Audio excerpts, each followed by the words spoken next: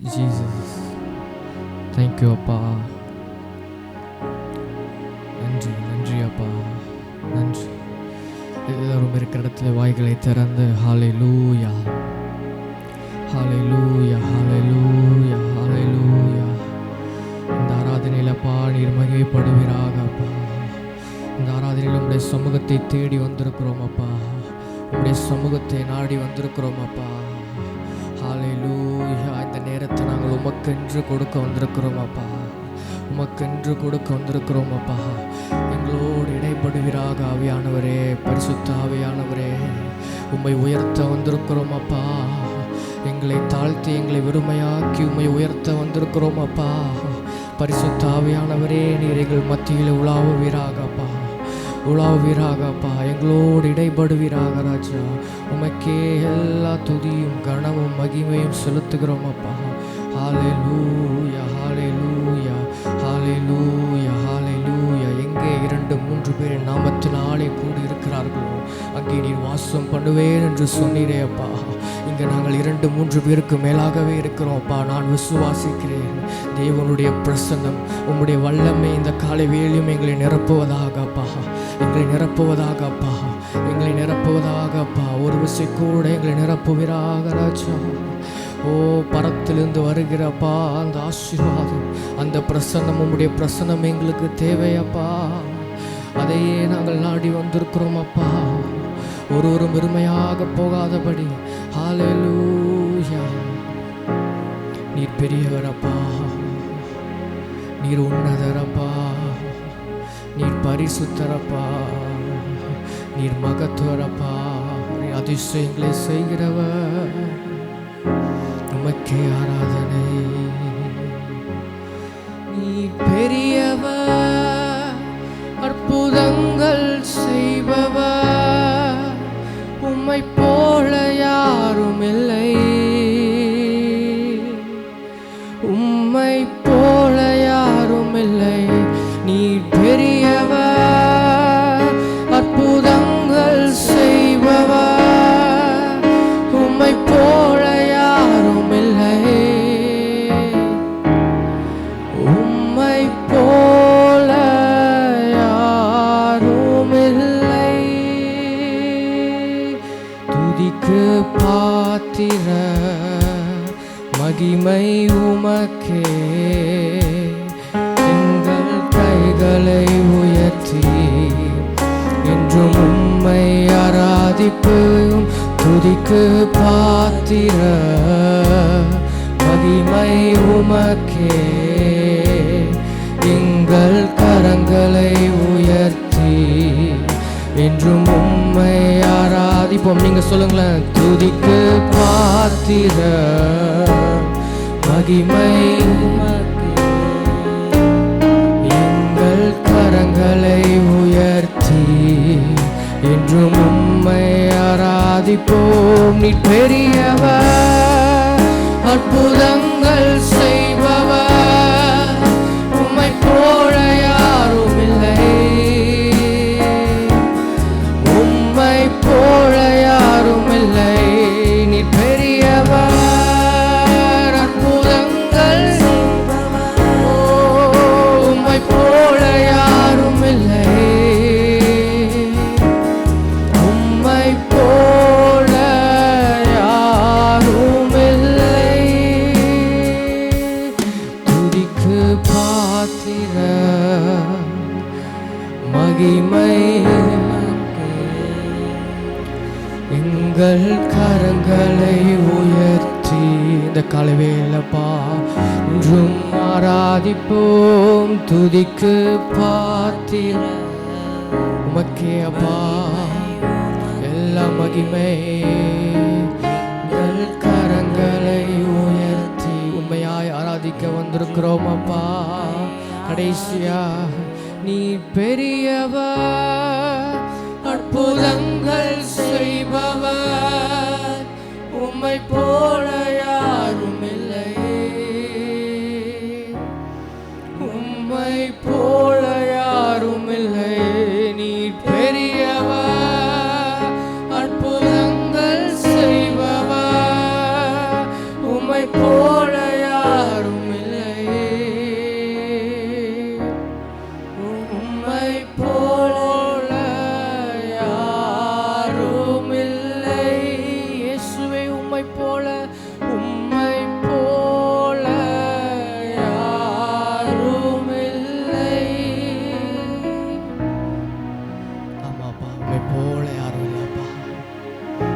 நல்ல தேவனை நாங்கள் ஆராதிக்க வந்திருக்கிறோம். புதிய பாடல்களால் ஆராதிக்க வந்திருக்கிறோம். நீரே துதிக்க படத்தக்கவராக இருக்கிறீரப்பா. உண்மையே நாங்கள் ஆராதிக்க வந்திருக்கிறோம். ஒரு செக்கு விடுதலையோடு ஆராதிக்க உதவி செய்வீராக அப்பா. எங்களுடைய நோக்கமே உண்மை ஆராதிப்பதப்பா. எங்களுடைய ஜீவன் எங்களுடைய நாட்கள் முடியும் வரை உண்மை ஆராதிப்போம் அப்பா.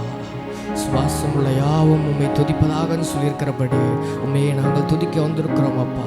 வேறு எல்லா தேவையில்லாத சிந்தனைகளை எடுத்து போடுவீராக அப்பா. பலப்படுத்துங்க, ஆசீர்வதிங்க. உடைய கரம் தாங்கி வந்துட்டோம் அப்பா. துதிக்க மகிமையெல்லாம் ஒருக்கே இயேசு நாமத்தில் பிதாவே, ஆமென் ஆமென். Thank you Jesus. Hallelujah. Hallelujah. Amen. Thank you Jesus. புதிய பாடல்களால் அவரை ஆராதிக்க போகிறோம். Thank you Jesus. Thank you Jesus. தாவீது சொல்கிறார், அல்லேலூயா, கர்த்தருக்கு புது பாட்டை பாடுங்கள். ஆமென். அவருக்கு புது பாட்டை பாடி அவரை ஆராதிக்க போகிறோம்.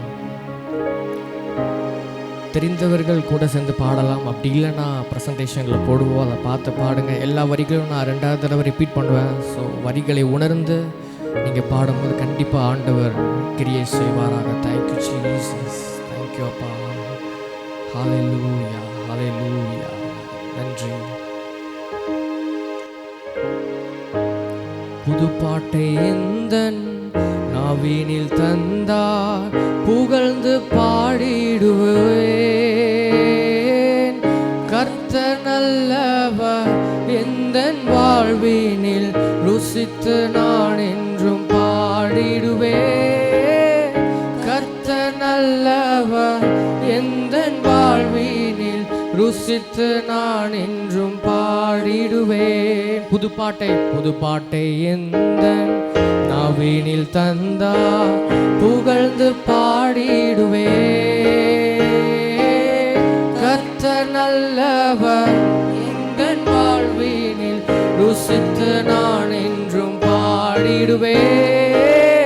கர்த்தர் நல்லவர், எந்தன் வாழ்வினில் ருசித்து நான் என்றும் பாடுகிறேன். நல்ல கைகளை தட்டி உற்சாகமாய் பாட போகிறோம். புது பாட்டை எந்தன் நாவினில் தந்தார், புகழ்ந்து பாடிடுவோம். கர்த்தர் நல்லவர், எந்தன் வாழ்வினில் ருசித்து நான் என்றும் பாடிடுவேன். கர்த்தர் நல்லவர், எந்தன் வாழ்வினில் ருசித்து நான் என்றும் பாடிடுவேன். ஆபத்து நாளில் அனுகூல துணையுமானா, கூப்பிட்ட நாளில் எனக்கு செவி கொடுத்தார். எத்தனை பேரால் உண்மையா சொல்ல முடியும்? ஆபத்து நாளில் எனக்கு அனுகூல துணையுமா இருக்கிறார். ஓ, நான் கூப்பிட்ட நாளில் எல்லாம் எனக்கு பதில் தந்து நீ நடத்தினாரே. ஓ, அவரே என் அடைக்கலம், கர்த்தர் என் அடைக்கலம், ஜீவனின் பலனுமானா. கர்த்தர் என் அடைக்கலம், ஜீவனின் பலனுமானா. நீங்க பாடுங்களா புது பாட்டை எந்தன் நாவினில் தந்தார், புகழ்ந்து பாடிடுவேன். கர்த்தர் நல்லவர், எந்தன் வாழ்வினில் ருசித்து நான் என்றும் பாடிடுவேன். கர்த்தர் நல்லவர், எந்தன் வாழ்வினில் ருசித்து நான் என்றும் பாடிடுவேன். எந்தன் கண்மாலை அரணான கோட்டையானா, நீதிமானை தள்ளாட விட மாட்டா. சொல்லுங்க பார்க்கலாம். எந்தன் கண்மாலை அரணான கோட்டையானா, ஓ, நீதிமானை தள்ளாட விட மாட்டா. அவர் எந்தன் கண்மாலை அரணான கோட்டையானா, அவர் எந்தன் கண்மாலை அரணான கோட்டை. உங்க சத்தத்தை உயர்த்தி புது பாட்டை எந்தன் நாவினில் தந்தா, புகழ்ந்து பாடிடுவேன். கர்த்தர் நல்லவர், எந்தன் வாழ்வினில் ருசித்து நான் என்றும் பாடிடுவேன். கர்த்தர் நல்லவர், ருசித்து நான் என்றும் பாடிடுவேன். கர்த்தர் ருசித்து நான் பாடுகிறேன். பாடிடுவேன் கர்த்தர் நல்லவர், ருசித்து நான் என்றும் பாடிடுவேன்.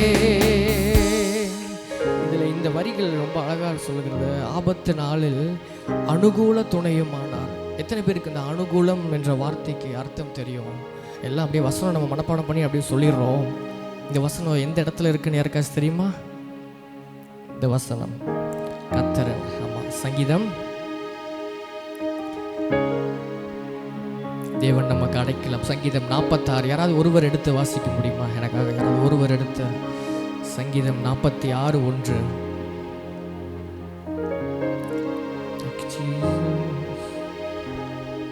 யாராவது ஒருவர் எடுத்து சங்கீதம் 46:1. அடைக்கலமும் பலனும் ஆபத்து காலத்தில் அனுகூலமான துணையுமானவர். அடுத்த வசனம் அப்படியே வருகிறது. ஆகையால் பூமி நிலை மாறினாலும் மலைகள் நடு சமுத்திரத்தில் சாய்ந்து போனாலும் அதன் ஜலங்கள் கொந்தளித்து பொங்கி அதன் பெருக்கினால் பர்வதங்கள் அதிர்ந்தாலும் நாம் பயப்படோம். ஏன் தெரியுமா? எனக்காக ஒரு நதி உண்டு, அதன் நீர்க்கால்கள் தேவனுடைய நகரத்தையும் உன்னதமானவர் வாசம் பண்ணும் பரிசுத்த ஸ்தலத்தையும் சந்தோஷிப்பிக்கும். ஆமென். எனக்காக ஒரு நதி அவர் வைத்திருக்கிறார். அதில் இன்னும் அடுத்த வசனங்கள் வர வர பார்த்தீங்கன்னு வச்சுக்கோங்களேன். அதில் 7வது வசனம் படிச்சிங்கன்னா, சேனைகளின் கர்த்தர் நம்மோடு இருக்கிறார், யாக்கோபின் தேவன் நமக்கு உயர்ந்த அடைக்கலமாக இருக்கிறார். ஆமேன். எத்தனை பேர் ஆமேன் சொல்ல முடியும்? ஆமேன். யாக்கோபின் தேவன் நமக்கு உயர்ந்த அடைக்கலமாக இருக்கிறார். இதில் ஆபத்து காலத்தில் அனுகூலமான துணையுமானவர். அப்படின்னா அனுகூலம்னா இங்கிலீஷ் டிரான்ஸ்லேஷனில் பார்க்கும்போது எ வெரி வெரி ப்ரெசன்ட் அப்படின்னு போட்டிருக்கு. வெரி ப்ரெசன்ட்னா சமீப துணைன்னு தமிழோக்கம் பண்ணுகிறது. சமீப துணை அப்படின்னா இஸ் ஆல்ரெடி தேர். எல்லா பிரச்சனைகளையும் நம்ம கூப்பிடுறதுக்கு முன்பதாகவே he is there. அங்கே அவர் இருக்கிறார், அவர். அதுதான் அவர் அனுகூல துணையுமானவர் அப்படின்னு போட்டிருக்கிறார். அந்த வார்த்தை இனி நாம் உணர்ந்து பாடுவோம். அந்த வார்த்தையில் நான் ஆபத்து காலத்தில் நான் உங்களை நோக்கி நான் கூப்பிடுறதுக்கு முன்பதாகவே நீர் எனக்கு என்னோட துணையாக இருக்கிறேன். எத்தனை பேர் அதை உணர்ந்து சொல்ல முடியும்? ஆமென். ஹல்லேலூயா. நான் கூப்பிடுறதுக்கு முன்பதாகவே அவர் எனக்கு அனுகூல துணையுமாக இருக்கிறார், எனக்கு சமீப துணையாக இருக்கிறார். இப்போ நீங்கள் சொல்லுங்களேன் பார்க்கலாம். ஆபத்து நாளில் அனுகூல துணையுமானா, கூப்பிட்ட நாளில் எனக்கு செவி கொடுத்தார். ஆபத்து நாளில் அனுகூல துணையுமானா, கூப்பிட்ட நாளில் எனக்கு செவி கொடுத்தார். கர்த்தரின் பலனும், ஹல்லேலூயா, ஓ எனக்கு அவரே அடைக்கலம், கர்த்தரின் அடைக்கலம், ஜீவனின் பலனுமானா.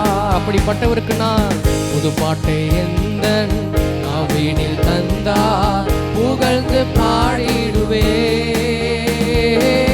கர்த்தர் நல்லவர், ருசித்து நான் என்றும் பாடிடுவே. கர்த்தர் நல்லவர், ருசித்து நான் என்றும் பாடிடுவே. கர்த்தரின் மீட்பும் நான் நம்பும் துருகமானா, கர்த்தருக்குள் நான் மகிழ்ந்து களி கூறுவே.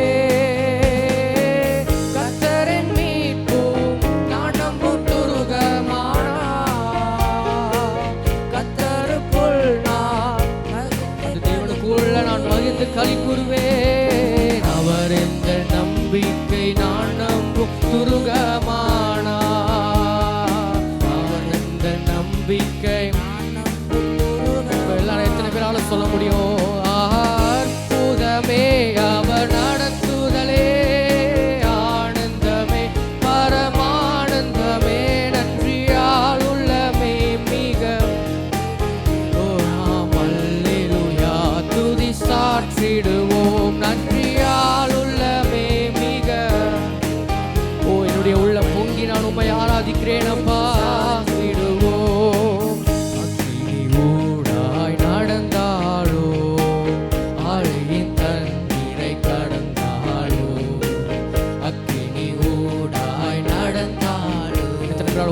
அதை உணர்ந்து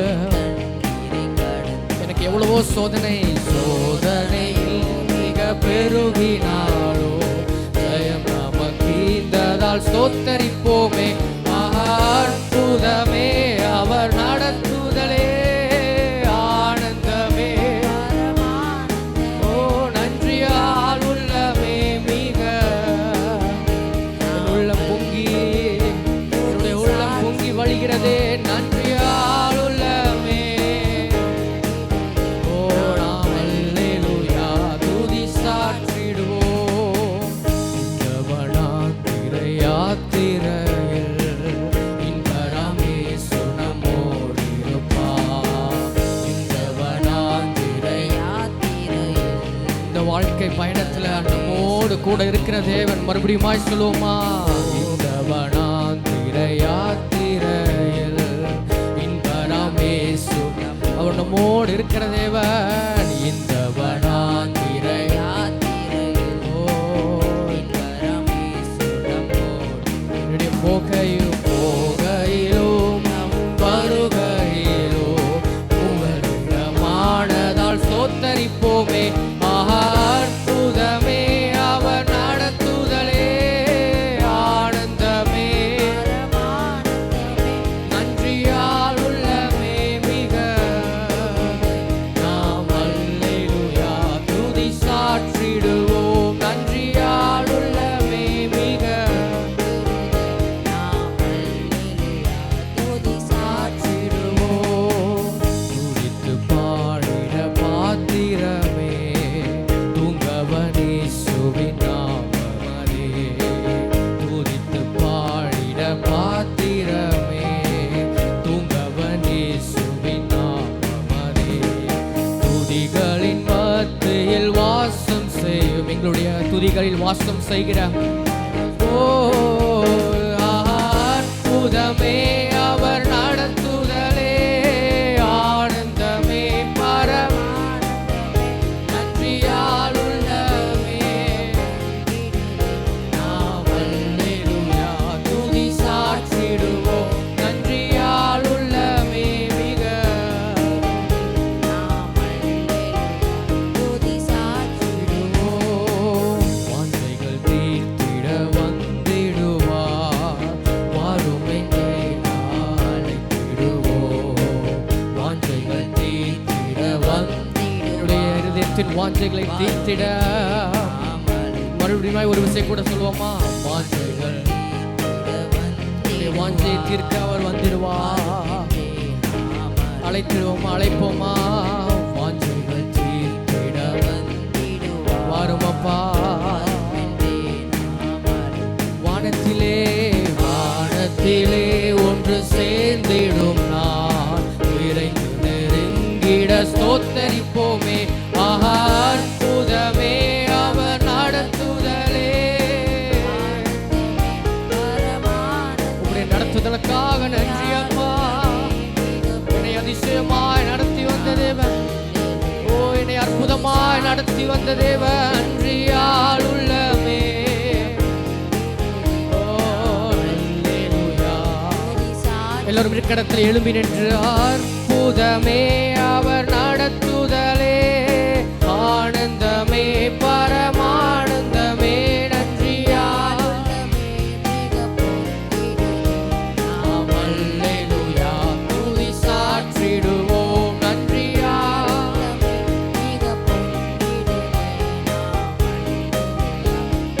சாற்றிடுவோம். என் விண்ணப்பத்தின் சத்தத்தை கேட்டவரே நன்றி நன்றி ஐயா. என் விண்ணப்பத்தின் சத்தத்தை கேட்டவரே நன்றி ஐயா. என்னை விடுவித்து என்னை மீட்டவரே நன்றி நன்றி ஐயா. என்னை விடுவித்து ஓ நன்றி. அவராலே நான் சகாயம் பெற்றேன் சொல்லுகிறவர்கள், சகாயம் பெற்றேன் உதவி பெற்றேன் பாடி உம்மை துதிப்பேன். சகாயம் பெற்றேன் உதவி பெற்றேன் பாடி அவரையே போற்றி போற்றுவேன், உம்மை போற்றுவேன், உம்மை உயர்த்துவேன், உம்மை பாடுவேன், உம்மை ஆராதிப்பேன், உம்மை போற்றுவேன், உம்மை உயர்த்துவேன், பாடுவேன், உம்மை ஆராதிப்பேன். ஏன் சொல்லுங்க, துதி கன மகிமைக்கு பாத்திர இயேசு ராஜா நீரே. எல்லா துதி கன இயேசு ராஜா நீரே. என்னை ரட்சித்து ஆசீர்வதித்தவரே, நன்றி நன்றி. போஷித்து என்னை உயர்த்தினீரே, நன்றி நன்றி ஐயா. உள்ளத்தின் ஆழத்திலிருந்து என்னை போஷித்து உயர்த்தினீரே, அதற்கு நாங்கள் உண்மை உள்ளவர்களாக இருக்கணும் அப்பா. உம்மிடத்துல சகாயம் பெற்றேன், உதவி பெற்றேன், பாடி உம்மை துதிப்பேன். சகாயம் எனக்கு வேற எந்த இடத்திலிருந்து உதவி வராதப்பா. கண்மலையை நோக்கி நாங்கள் பார்க்கிறோம். உம்மை போற்றுவேன், உம்மை உயர்த்துவேன், உம்மை பாடுவேன், உம்மை ஆராதிப்பேன், உம்மை போற்றுவேன், உம்மை உயர்த்துவேன், உம்மை பாடுவேன், உம்மை ஆராதிப்பேன். துதி கன மகிமைக்கு பாத்திர இயேசு ராஜா நீரே. எல்லா துதி கன இயேசு ராஜா நீரே. எல்லா துதி கன மகிமைக்கு இயேசு ராஜா நீரே. எல்லா துதி கன மகிமைக்கு பாத்திரர் நீ ஒருவரே அப்பா. உம்மை உயர்த்துகிறோம் அப்பா. வேற எந்த இடத்திலிருந்தும் எனக்கு உதவி வராது. எனக்கு தெரியும், நான் பரத்திற்கு நேராக என் கண்களை நான் ஏறெடுத்து பார்க்கிறேன். வானத்தையும் பூமியும் படைத்த வருடத்திலிருந்து எனக்கு ஒத்தாசை வரும், எனக்கு ஒத்தாசை வரும். எனக்கு அனுகூல துணையுமாய் இருக்கிறீரப்பா, நல்ல துணையுமாக இருக்கிறீர். உமக்கு நன்றி, உமக்கு நன்றி அப்பா, உமக்கு நன்றி. என்னோடு கூட வருகிற தேவன். இந்த வாழ்க்கை பயணத்தில் எந்த மனிதர்களும் நிரந்தரம் அல்ல. ஆனால் எனக்கு தெரியும், என் தேவன் அவர் நிரந்தரமானவர். அவர் என்னுடைய கூடவே எனக்காகவே இருக்கிறார். என்னோடே கூட நடக்கிற தேவன், கூட நடக்கிற தேவன், அவர் கூட நடக்கிற தேவன். எல்லா காலத்திலும் என் கூட இருந்து என்னை கரம் பிடித்து வழி நடத்துகிற தேவன், என்னை கரம் பிடித்து வழி நடத்துகிற தேவன் அவர். என்னால் முடியலன்னு சொல்றப்பெல்லாம் அவருடைய தோளில் சுமந்து அவர் தோளில் சுமந்து என்னை கொண்டு செல்லுகிறார், என்னை கொண்டு செல்கிறார்.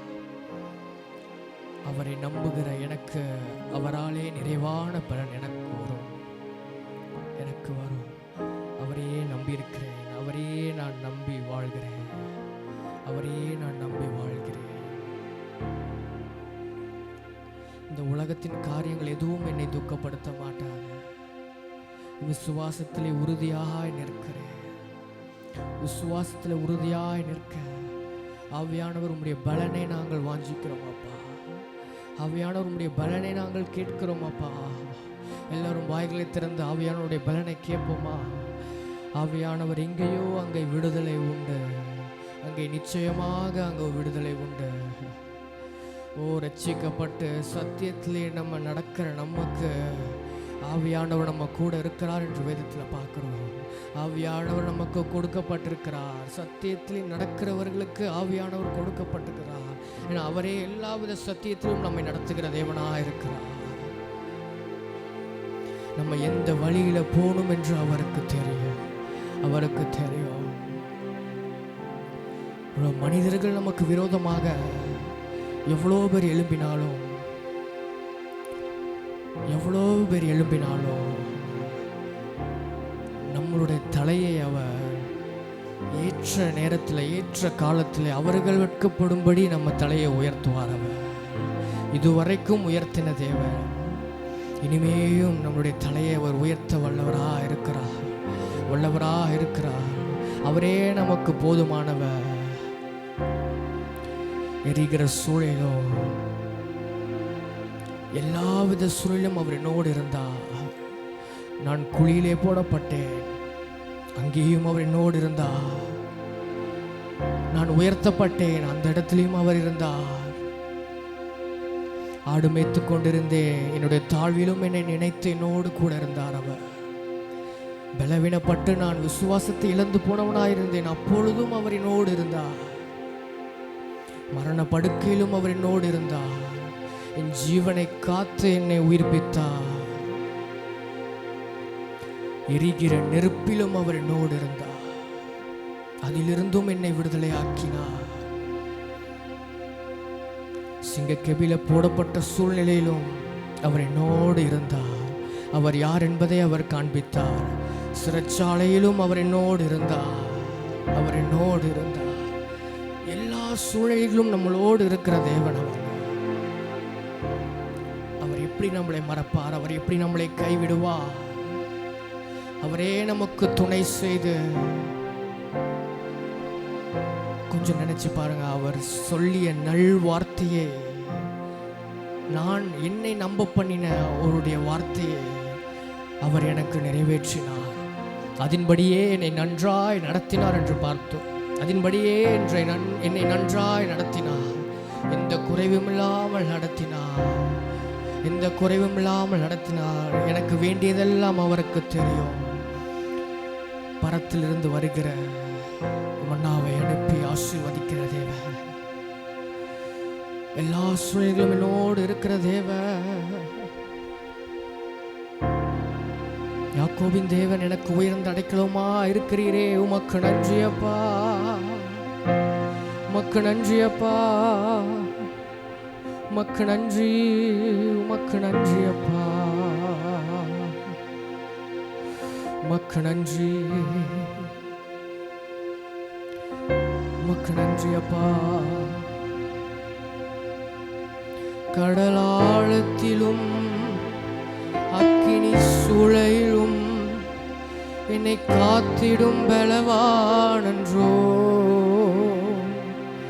விஷ சர்ப்பங்களோ சிங்க கூட்டங்களோ பயம் வேண்டாம், உன்னருகினில் நான். கடலாழத்திலும் அக்கினி என்னை காத்திட ஒருவர் எனக்காக இருக்கிறார்.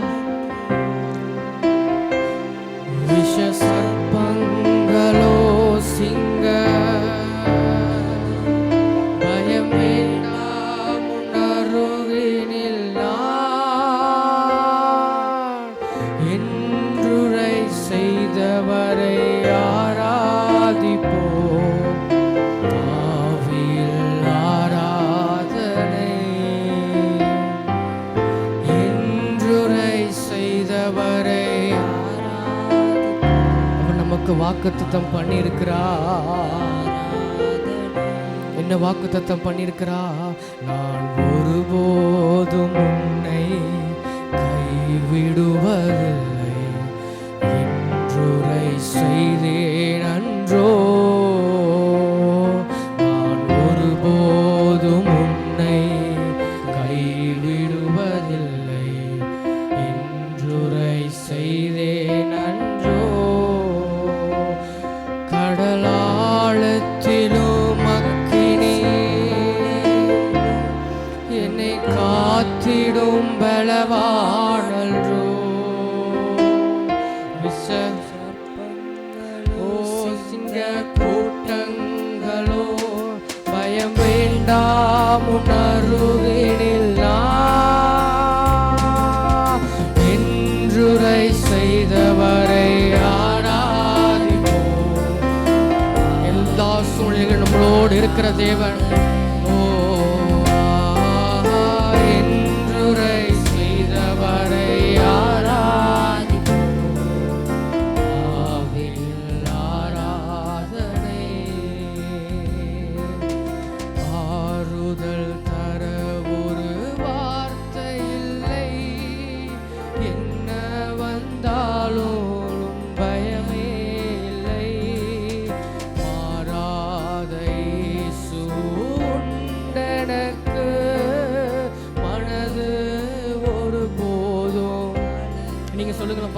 ஆறுதல் தர ஒரு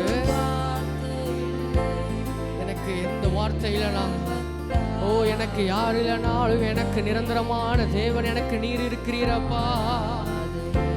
மாறாத தேவன், ஒருபோதும் கைவிட மாட்டேன் சொன்ன தேவன் என்னோடு இருக்கிறீரே. ஏழை எனக்கு அடைக்கலமே, அவர் புயலில் என் கண்மலையே. ஏழை எனக்கு அடைக்கலமே, அவர் புயலில் என் கண்மலையே.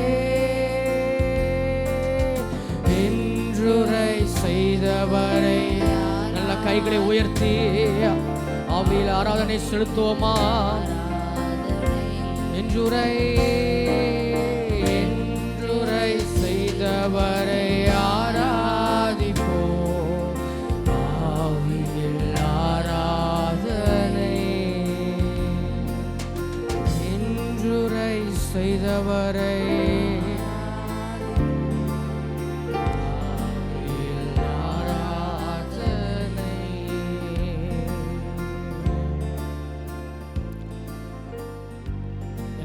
நீர் பரிந்து பேசுகிற தேவன், எனக்கு நீர் துணை செய்கிற தேவன் அப்பா. நீ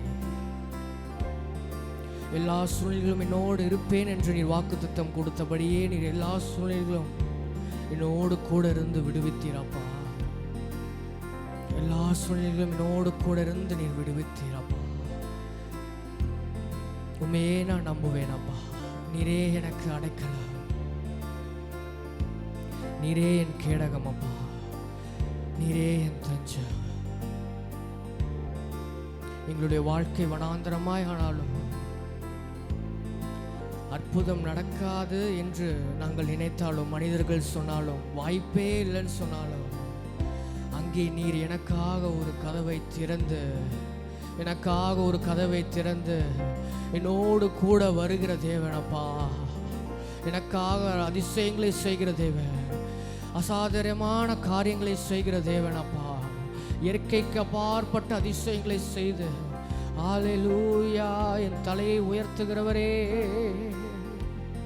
என் தலையை உயர்த்துகிறவரே, என் தலையை உயர்த்துகிறவரே. அந்த இயேசுவை நான் நம்புவேன், அந்த இயேசுவை நான் நம்புவேன் என்று சொல்லுங்களேன். உங்களுடைய இருதயத்திலிருந்து சொல்லுங்களேன், அந்த இயேசுவை நான் நம்புவேன். என்னுடைய வாழ்க்கை பயணத்திலே நான் அவரே நம்புவேன். அவர் எனக்கு கொடுத்த அந்த ஆவியை நான் விட்டு விடாமல், அதை ஒவ்வொரு நாளும் நான் அனல் மூட்டி எரிய பண்ணுவேன் என்று சொல்கிறவர்கள். இயேசுவை நம்புவே, நாளெல்லாம் நான் பின்பற்றுவே. என்னை அவரிடம் ஒப்படைத்தே, வெட்கப்பட்டு போவதில்லை. இயேசுவை நம்புவே, எல்லா சூழ்நிலையிலும் நாளெல்லாம் நான் பின்பற்றுவே. என்னை அவரிடம் ஒப்படைத்தே, இனி நான் அல்ல, விட்டு போவதில்லை, வெட்கப்பட்டு போவதில்லை. அதுதான் அவருடைய வாக்குத்தத்தம். வெட்கப்பட்டு நான் வெட்கப்பட மாட்டேன், வெட்கப்பட்டு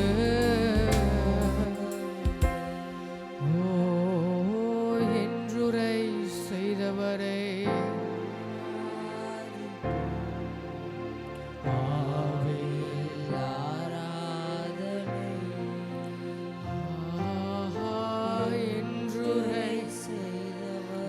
கூட இருந்து என் தலையை உயர்த்துவேன் என்று சொன்னீரே அப்பா. ஆராதனை. என்னோடு கூட இருக்கிறவருக்கு, நம்மளோடு கூட இருக்கிறவருக்கு நல்லா கைகளை தட்டி ஆவியானவரே எனக்கு அனுகூல துணையுமாய் இருக்கிறீரே, உமக்கு நன்றி அப்பா. என் தலையை என்னையினால் அபிஷேகம் பண்ணி என்னை மறுபடியுமா என்னை அதே ஸ்தானத்தில் நிறுத்துவீராக அப்பா. என்னை அதே ஸ்தானத்தில் நிறுத்த போறதற்காக உமக்கு நன்றி அப்பா. உமக்கு நன்றி அப்பா. உமக்கு நன்றி, உமக்கு நன்றி, உமக்கு நன்றி அப்பா. அவர் மறுபடியுமா யோசுவாவுக்கு அவர் வாக்குத்தத்தம் பண்ணினதை அவர் நினைவூட்ட விரும்புகிறார். மோசே மரித்த பின்பு நூனுவின் குமாரனாகிய யோசுவாவுக்கு அவர் ஆண்டவர் கொடுக்கிற வாக்குத்தத்தம், அவர் கொடுக்கிற வாக்குத்தத்தம், நீ உயிரோடு இருக்கும் நாளெல்லாம் ஒருவனும் உனக்கு முன்பதாக எதிர்த்து நிற்பதில்லை. ஏன்னா நான் மோசையோடு இருந்தது போல நான் உன்னோடும் கூடவே இருப்பேன். நான் உன்னை விட்டு விலகுவதும் இல்லை, உன்னை கைவிடுவதும் இல்லை என்ற வார்த்தையை உங்களுக்கு தருகிறார். அவர் உங்களை நித்தமும் நடத்த அவர் போதுமானவராக இருக்கிறார், போதுமானவராக இருக்கிறார். ஒன்றை மாத்திரம் நம்ம புரிந்து கொள்ள வேண்டும். நம்முடைய வாழ்க்கையில் எவ்வளவு புயல் அடித்தாலும், எவ்வளவு பெரிய புயல் அடித்தாலும், ஆண்டவர் நம்மளுடைய வாழ்க்கையில் இருந்தால், அவர் நமக்கு துணை செய்தால், அந்த புயல் காற்றை கூட தென்றல் காற்றாய் மாற்ற என் தேவனால முடியும் என்பது அதிக நிச்சயம், அதிக நிச்சயம். எவ்வளவு பெரிய புயலும் எனக்கு சமாதானத்தை அருளுகிற தேவன். எந்த மனிதர்களுக்கும் எதிர்பார்க்க கூட முடியாத ஒரு தெய்வீக சமாதானத்தையால் அவர் நம்மை நிரப்ப அவர் வல்லமை உள்ளவராக இருக்கிறார். அதுதான் மற்றவர்களுக்கும் நமக்கும் உள்ள ஒரு டிஃபரன்ஸ், அது வித்தியாசம். அது அவர் நம்மளோடு இருக்கிறது நம்மளுக்கு மிகுந்த சந்தோஷத்தையும் சமாதானத்தையும் கொடுக்கும். அது புத்தி கெட்டாத தெய்வீக சமாதானத்தினால் நம்மளை நிரப்புவாராக. பலப்படுத்துங்கப்பா. எங்களோடு பேசுவதற்காக உமக்கு நன்றி, இடைப்பட்டதற்காக உமக்கு நன்றி அப்பா. இன்னும் உங்களுடைய வார்த்தையினால் எங்களுடைய இருதயத்தை அப்பா நீர் புதுப்பிப்பீராக அப்பா. எங்களோடு பேசுவீராக, எங்களை உறவு சேர்க்கோடு உயிர்ப்பிப்பீராக அப்பா. பலப்படுத்துங்க, ஆசீர்வதிங்க, இயேசு நாமத்தில் பிதாவே, ஆமென்.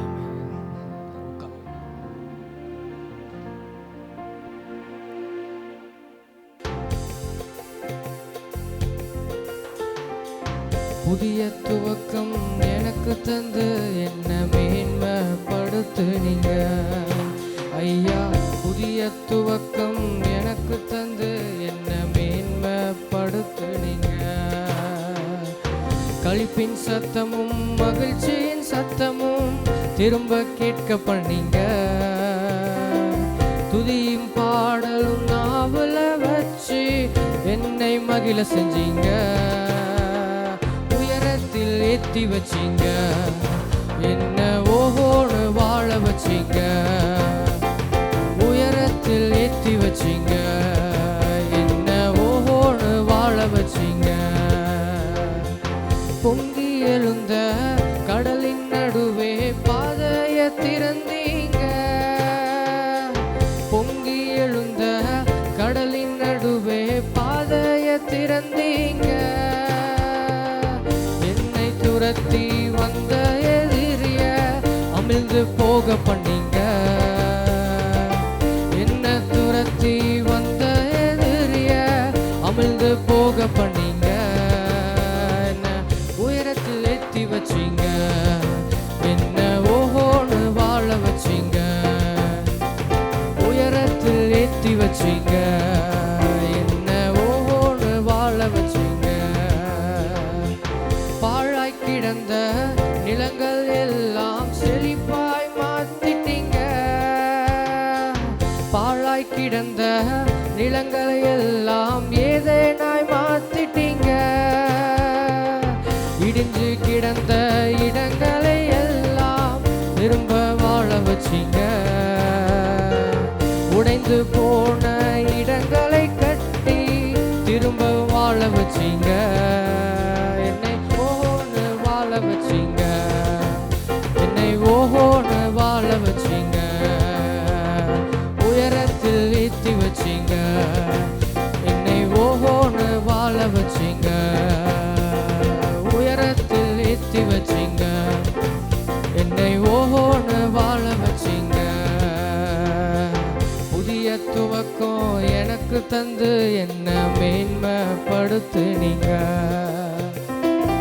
புதிய துவக்கம் எனக்கு தந்து என்ன மேன்மைப்படுத்துனீங்க. களிப்பின் சத்தமும் மகிழ்ச்சியின் சத்தமும் திரும்ப கேட்க பண்ணீங்க.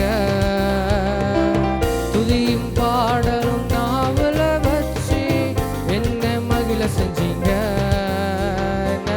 உயரத்தில் ஏத்தி வச்சீங்க. என்ன ஓஹோன்னு வாழ வச்சீங்க. உயரத்தில் ஏத்தி வச்சீங்க.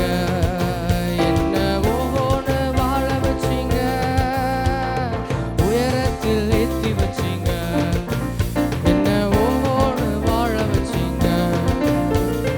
உயரத்தில் ஏத்தி வச்சீங்க. என்ன ஓஹோன்னு வாழ வச்சீங்க. ஹல்லேலூயா. பிரதர் ரமேஷ், சிஸ்டர் அனிதா அவர்களை முன்பதாக வரும்படியாய் கேட்டுக்கொள்கிறேன். நன்றி சொல்லாமல் இருக்கவே முடியாது பல நன்மை செய்த இயேசுவுக்கு நன்றி நன்றி நன்றி என்று சொல்லி நான் துதிப்பேன். நாள்தோறும் போற்றுவே. நாள்தோறும் போற்றுவோம். எல்லாம் சேர்ந்து சொல்லுவோமா? நன்றி சொல்லாமல் இருக்கவே முடியாது பல நன்மை செய்த இயேசுவுக்கு நன்றி நன்றி நன்றி என்று சொல்லி நான் துதிப்பேன். போற்றுவே. நாள்தோறும் போற்றுவே. ஹல்லேலூயா. தேவன் நம்முடைய வாழ்க்கையில் தருகிற அநேக ஆசீர்வாதங்கள் இருக்கிறது. அதில் மிகப்பெரிய ஒரு ஆசீர்வாதம் என்னவென்றால், நமக்கு தருகிற குழந்தை புத்திர பாக்கியம். அது எல்லா குடும்பங்களிலும் ஒரு சந்தோஷமான ஆசீர்வாதமான ஒரு காரியம். ஸோ தேவன் தந்த ஈவுக்காக அவரை ஸ்தோத்தரிக்க நன்றி செலுத்த நம்ம எல்லாரும் கடமைப்பட்டிருக்கிறோம். நம்ம எல்லாருடைய வாழ்க்கையிலும் நமக்கு தேவன் தருகிற பிள்ளைகள், நான் எப்பொழுது சொல்கிறது போல், அது நம்முடையவர்கள் அல்ல, அது கர்த்தர் தந்த பிள்ளைகள், கர்த்தருடையவர்கள். கொஞ்ச நாள் அவர்களை வளர்க்கக்கூடிய பொறுப்பை தேவன் நம்முடைய கையிலே தந்திருக்கிறார். ஹல்லேலூயா. மோசேனுடைய தாய்க்கு அந்த பார்வோன் குமாரத்தை சொன்னது போல், இந்த குழந்தை எனக்கென்று வளர்த்திடு, நான் உனக்கு சம்பளம் கொடுப்பேன்னு சொன்னது போல், நம்ம எல்லாருடைய கைகளிலும் பிள்ளைகளை தேவன் தந்து அந்த குழந்தைகளை வளர்க்கும்படியான பொறுப்பை நம்முடைய கையில் கொடுத்திருக்கிறார். அதனால் அது ஜாக்கிரதையோடு பொறுப்போடு நாம் ஒவ்வொருவரும் நம்முடைய வீட்டில் உள்ள குழந்தைகளாக இருக்கட்டும், சபையில் உள்ள பிள்ளைகளாக இருக்கட்டும், அவர்களை சரியாக நடத்த வேண்டியது சபையாராகிய நம்ம எல்லாருடைய கடமை. நம்ம எல்லாருக்கும் அந்த பொறுப்பும் இருக்கிறது என்பதை நாம் மறந்துவிடக்கூடாது. அதே போல் குழந்தைகளுக்காக ஜெபிக்க வேண்டியது நம்முடைய கடமை. ஒவ்வொரு நாளும் குழந்தைகளை மனதில் வைத்து அவர்களுக்காக நாம் ஜெபிக்க வேண்டும். நமக்கு நியாயாதிபதிகள் 13 நாம் வாசிக்கிறது போல், இந்த குழந்தையை எப்படி வளர்க்க வேண்டும், எப்படி நடத்த வேண்டும் என்று மனோவாவும் அவனுடைய மனைவியும் தேவ சமூகத்தில் ஜெபித்தது போல், ஒவ்வொரு நாளும் நம்முடைய பிள்ளைகளை வளர்க்க வேண்டிய ஞானத்தை தேவ சமூகத்தில் நாம் கேட்டு பெற்றுக்கொள்ள பரிசுத்த தேவன் உதவி செய்வாராக. விசேஷமாக இந்த பெற்றோருக்கும் தேவன் அப்படிப்பட்ட கிருபைகளை தருவாராக. ஸோ இந்த குழந்தைக்காக நாம் ஜெபிப்பதற்கு முன்பதாக ஒரு சில காரியங்களை, உங்களுக்கு கேள்விகளை கேட்க விரும்புகிறேன். இந்த குழந்தையை கர்த்தரே உங்களுக்கு கொடுத்தார் என்றும், இந்த குழந்தையை கர்த்தருக்கென்று வளர்க்க வேண்டிய பொறுப்பு உங்களுக்கு உண்டென்றும் நீங்கள் அறிந்து அப்படியே செய்வோம் என்று வாக்கு கொடுக்கிறீர்களா? கிருபையாக ஈவாக கர்த்தர் உங்களுக்கு கொடுத்துள்ள இந்த குழந்தையை கர்த்தருக்கு பயப்படும் பயத்திலும் பக்தியிலும் வளர்ப்போம் என்று வாக்கு கொடுக்கிறீர்களா? இந்த குழந்தை ஏற்ற காலத்தில் இயேசு கிறிஸ்துவை சொந்த இரட்சகராக ஏற்றுக்கொண்டு நல்ல கிறிஸ்தவ வாழ்க்கை வாழ அந்த குழந்தைக்கு வழி நடத்தி, குழந்தை வளர வேண்டிய பின்பற்ற வேண்டிய எல்லா விதத்திலும் உங்கள் வார்த்தை, நடத்தை, செயல் எல்லாவற்றிலும் இந்த குழந்தைக்கு முன்மாதிரியான வாழ்க்கை வாழ்வோம் என்று ஒப்பு கொடுக்கிறீர்களா? பெற்றோராகிய நீங்கள் இந்த குழந்தைக்கு தேவ வசனத்தை போதித்து திருச்சபைக்கும் சமூகத்திற்கும் பயனுள்ள பாத்திரமாய் அந்த குழந்தையை வளர்ப்போம் என்று வாக்கு கொடுக்கிறீர்களா? ஆமென். நாம் எல்லாரும் அவர்களுடைய பொருத்தனையை கேட்டிருக்கிறோம். இந்த குழந்தைக்காக ஜெப பெற்றோராக நமக்கு ஃப்ளோரா சிஸ்டரும் ஆண்டனி பிரதரும் தயவாய் எளிமையில் இருக்கும்படியாக கேட்கிறேன். ஃப்ளோராக்காவும் ஆண்டனி அண்ணனும் அவர்களும் முன்பதாக வந்துவிட்டு நம்ம ஜெபிச்சிடலாம். ஸோ நாம் குழந்தைகளுக்கு ப்ரேயர் பேரண்ட்ஸ் எதுக்கு கொடுக்குறோன்னு உங்களுக்கு தெரியும் நினைக்கிறேன். எதுக்காக ப்ரேயர் பேரண்ட்ஸ் கொடுக்குறோம்? அந்த பேர்லே இருக்குது. ப்ரேயர் பேரண்ட்ஸ்னால் ஜெப பெற்றோர், குழந்தைக்காக ஜெபிக்கும்படியாக, குழந்தைகளுக்காக ஒவ்வொரு நாளும் ஜெபிக்க வேண்டிய கடமையே தேவன் நமக்கு தந்திருக்கார். நம்முடைய சபையில் பிறந்து வளரக்கூடிய பிள்ளைகளுக்கு நம்ம கொஞ்ச நாளாக நம்முடைய சபை ஆரம்பத்திலிருந்து இதை நாம் பின்பற்றி வருகிறோம். நீங்கள் அதற்காக ஜெபிக்க வேண்டிய கடமை நமக்கு இருக்குது. ஒரு குழந்தைக்காக சபை நாம் ஒரே குடும்பம் என்பதால் தான் அதற்காக ஜெப பெற்றோரையும் நாம் கொடுக்குறோம். நீங்கள் தொடர்ந்து ஜெபியுங்கள். நாம் எல்லாரும் கண்களை மூடி இந்த குழந்தைகளுக்காக ஜெபிக்கலாம்.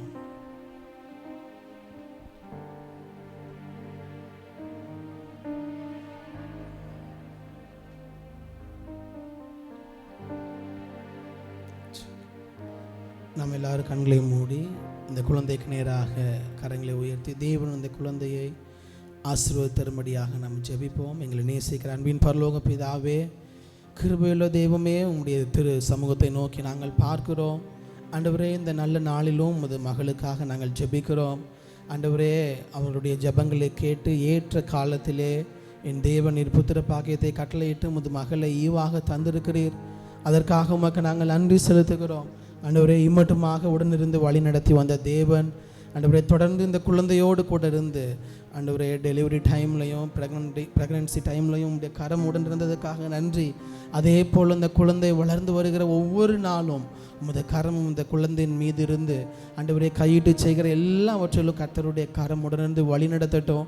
நாங்கள் வேதத்தில் வாசிக்கிறது போல பிள்ளை வளர்ந்து ஆவியிலே பலன் கொண்டது என்ற வார்த்தையின்படி உம்முடைய ஆவியினால் பலன் கொள்ளுகிற மகளாக உமது மகள் வளர கிருபை தருவீராக. ஆண்டவரே, கர்த்தருக்கேற்ற ஞானத்திலும் வளர்த்தியிலும் தேவ கிருபையிலும் மனுஷ தயவிலும் உமது மகள் நாளுக்கு நாள் வளர்ந்து விருத்தி அடைய மேன்மை அடைய தேவன் கிருபை தருவீராக. அந்தந்த நாளுக்கு தேவையான, அந்தந்த மாதத்திற்கு, அந்தந்த வருடத்திற்கு தேவையான வளர்ச்சியை தந்து ஆண்டவரே உமது மகளை நீர் ஆசீர்வதிக்கும்படியாக நாங்கள் ஜெபிக்கிறோம். பெற்றோரை நாங்கள் ஆசீர்வதித்து ஜெபிக்கிறோம். ஆண்டவரே, உமது மகளை பிதா குமாரன் பரிசுத்த ஆவியின் நாமத்தினாலே அப்பா, உமது மகளுக்கு ஜினோரா ஆன் ஆகிய உமது மகளை நாங்கள் சபையாராக எல்லாரும் இணைந்து ஆசீர்வதித்து ஆண்டவரே நாங்கள் மனதார ஆசீர்வதிக்கிறோம். அப்பா, உமது ஆசீர்வாதம் என்றென்றும் உமது மகளின் மீது தங்கி இருக்கும்படியாக நாங்கள் ஜெபிக்கிறோம். ஆண்டவரே, தொடர்ந்து உமது கிருபையின் கரம் உடனிருந்து வழி நடத்தட்டும். எல்லாவற்றையும் திரு சமூகத்தில் தாழ்த்தி தருகிறோம். ஆண்டவரே, இந்த குழந்தையினுடைய பெற்றோருக்காகவும் ஜெப பெற்றோருக்காகவும் ஜெபிக்கிறோம். அவர்களும் ஒவ்வொரு நாளும் இந்த குழந்தைக்கு முன்மாதிரியாக வளர்க்க ஜெபிக்க என் தேவன் நீங்கள் கிருபை பாராட்டுவீராக. இயேசுவின் நாமத்தில் ஜெபிக்கிறோம் நல்ல பிதாவே, ஆமென், ஆமென். நம்ம எல்லாரும் கரங்களை தட்டி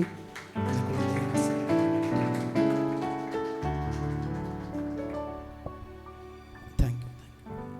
ஜினோரா ஆனை அவங்க எல்லாருக்கும் அறிமுகப்படுத்துகிறோம். ஸோ தொடர்ந்து நம்முடைய கவனத்தை தேவனுடைய வார்த்தைக்கு நேராக திருப்புவோம். தேவன் சபைக்கு தருகிற வளர்ச்சி ஒரு விதமான வளர்ச்சி, புதிய நபர்களை தந்து தேவன் சபையை வளரச் செய்கிறார். அதே போல் இன்னொரு விதமான வளர்ச்சி நம்முடைய குடும்பங்களில் தேவன் தருகிற பெருக்கம், சபையில் உள்ள விசுவாசிகள் குடும்பங்களில் தேவன் தருகிற பெருக்கம். தேவன் அந்த வகையிலும் தேவன் சபையை வளரச் செய்கிறார். புதிய ஆத்துமாக்களை தந்தும் தேவன் சபையை வளரச் செய்கிறார். அதற்காக தேவனை ஸ்தோத்தரிக்கிறேன். இந்த மே மாதத்தினுடைய கடைசி வாரத்தில் நாம் வந்திருக்கிறோம். இன்ன காரியத்திற்காக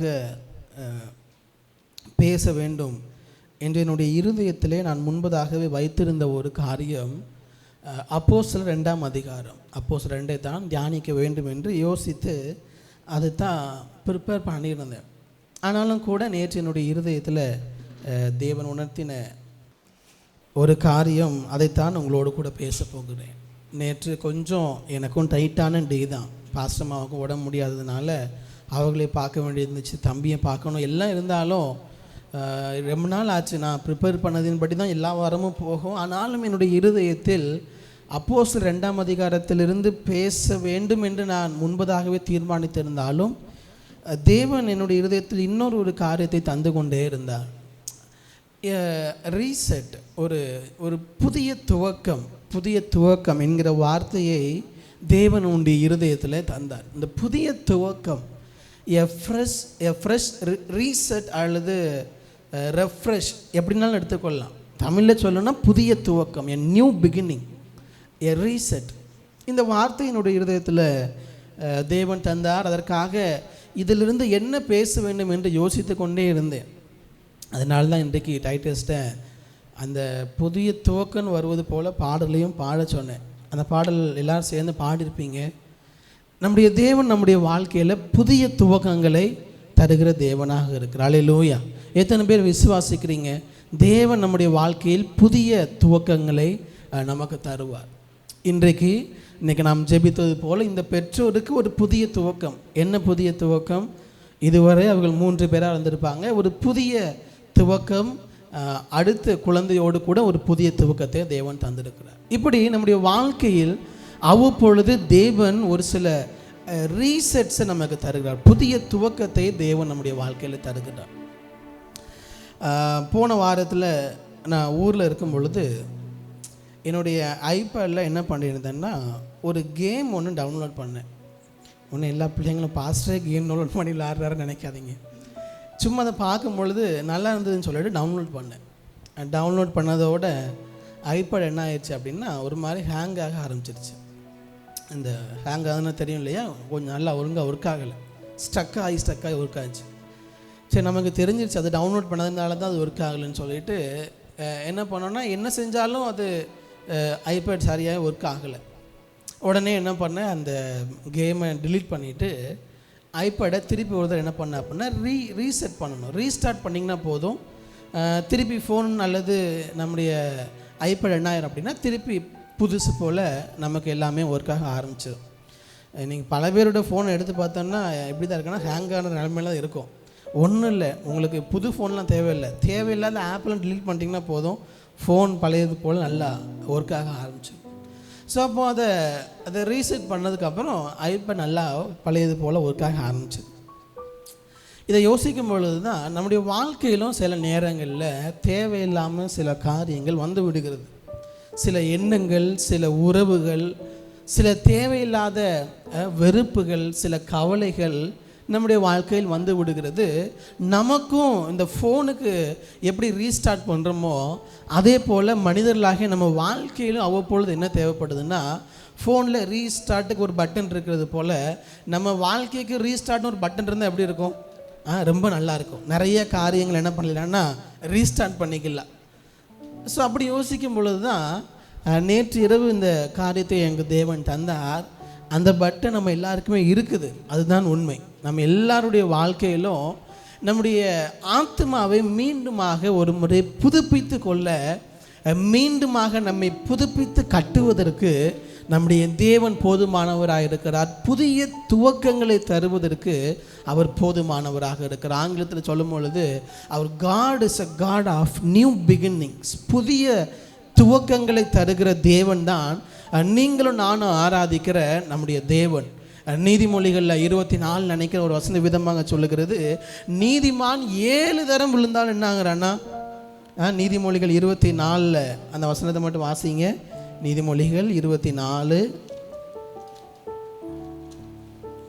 எடுத்துட்டீங்கன்னா வாசிங்க. எத்தனாவது வசனம்? நீதிமான் 7 தரம் விழுந்தாலும் திரும்பவும் எழுந்திருப்பான். போதும். நீதிமான் 7 தரம் விழுந்தாலும் திரும்பவும் எழுந்திருப்பானா? கொஞ்சம் எல்லாரும் உங்களுடைய கவனத்தை எனக்கு நேராக திருப்பும்படியாக கேட்கிறேன். போதும், அந்த ஒரு வசனம் தான் வாசிக்கும். வசனம் ரொம்ப தெளிவாக சொல்லுகிறது, நீதிமான் 7 தரம் விழுந்தாலும் திரும்பவும் எழுந்திருப்பான். இதில் நாம் புரிந்து கொள்ள வேண்டிய ரொம்ப முக்கியமான ஒரு காரியம் என்னென்னா, நீதிமான் விழமாட்டான் என்று வசனம் சொல்லவில்லை, வசனம் என்ன சொல்லுது? 7 தரம் விழுந்தாலும். அப்படின்னா என்ன அர்த்தம்? நீதிமானாக வாழுகிற ஒருவருடைய வாழ்க்கையே நம்மை அறியாமல் விழுவதற்கு என்ன இருக்கு அப்படின்னா வாய்ப்பு இருக்கிறது. நம்மை அறியாமலேயே ஏதோ ஒரு காரியத்தில் நாம் விழுந்து போவதற்கு வாய்ப்பு இருக்கிறது. ஆனால் நீதிமானாகிய நமக்கு, அவருடைய பிள்ளைகளாகிய நமக்கு தேவன் தருகிற ஒரு ஸ்லாக்கியம் என்னவென்று சொன்னால், நாம் விழுந்த பின்பு அப்படியே இருப்பதல்ல, இருக்க போவதல்ல. நாம் எத்தனை முறை விழுந்தாலும், 7 தரம் விழுந்தாலும் மீண்டுமாக நம்மை எழும்ப பண்ணுவதற்கு நம்முடைய தேவன் போதுமானவராக இருக்கிறார். அதுதான் நமக்கு மற்றவர்களுக்குள்ள வித்தியாசம். நாம் விழுவது எல்லாருடைய வாழ்க்கையிலும் இயல்புதான். மாம்சமாகிய மனிதர்களாகிய நம் எல்லாருடைய வாழ்க்கையில் விழுந்து போவோம். ஆனால் விழுந்த பின்பு எழுந்திருக்கிறோமா இல்லையா என்பது தான் கேள்வி.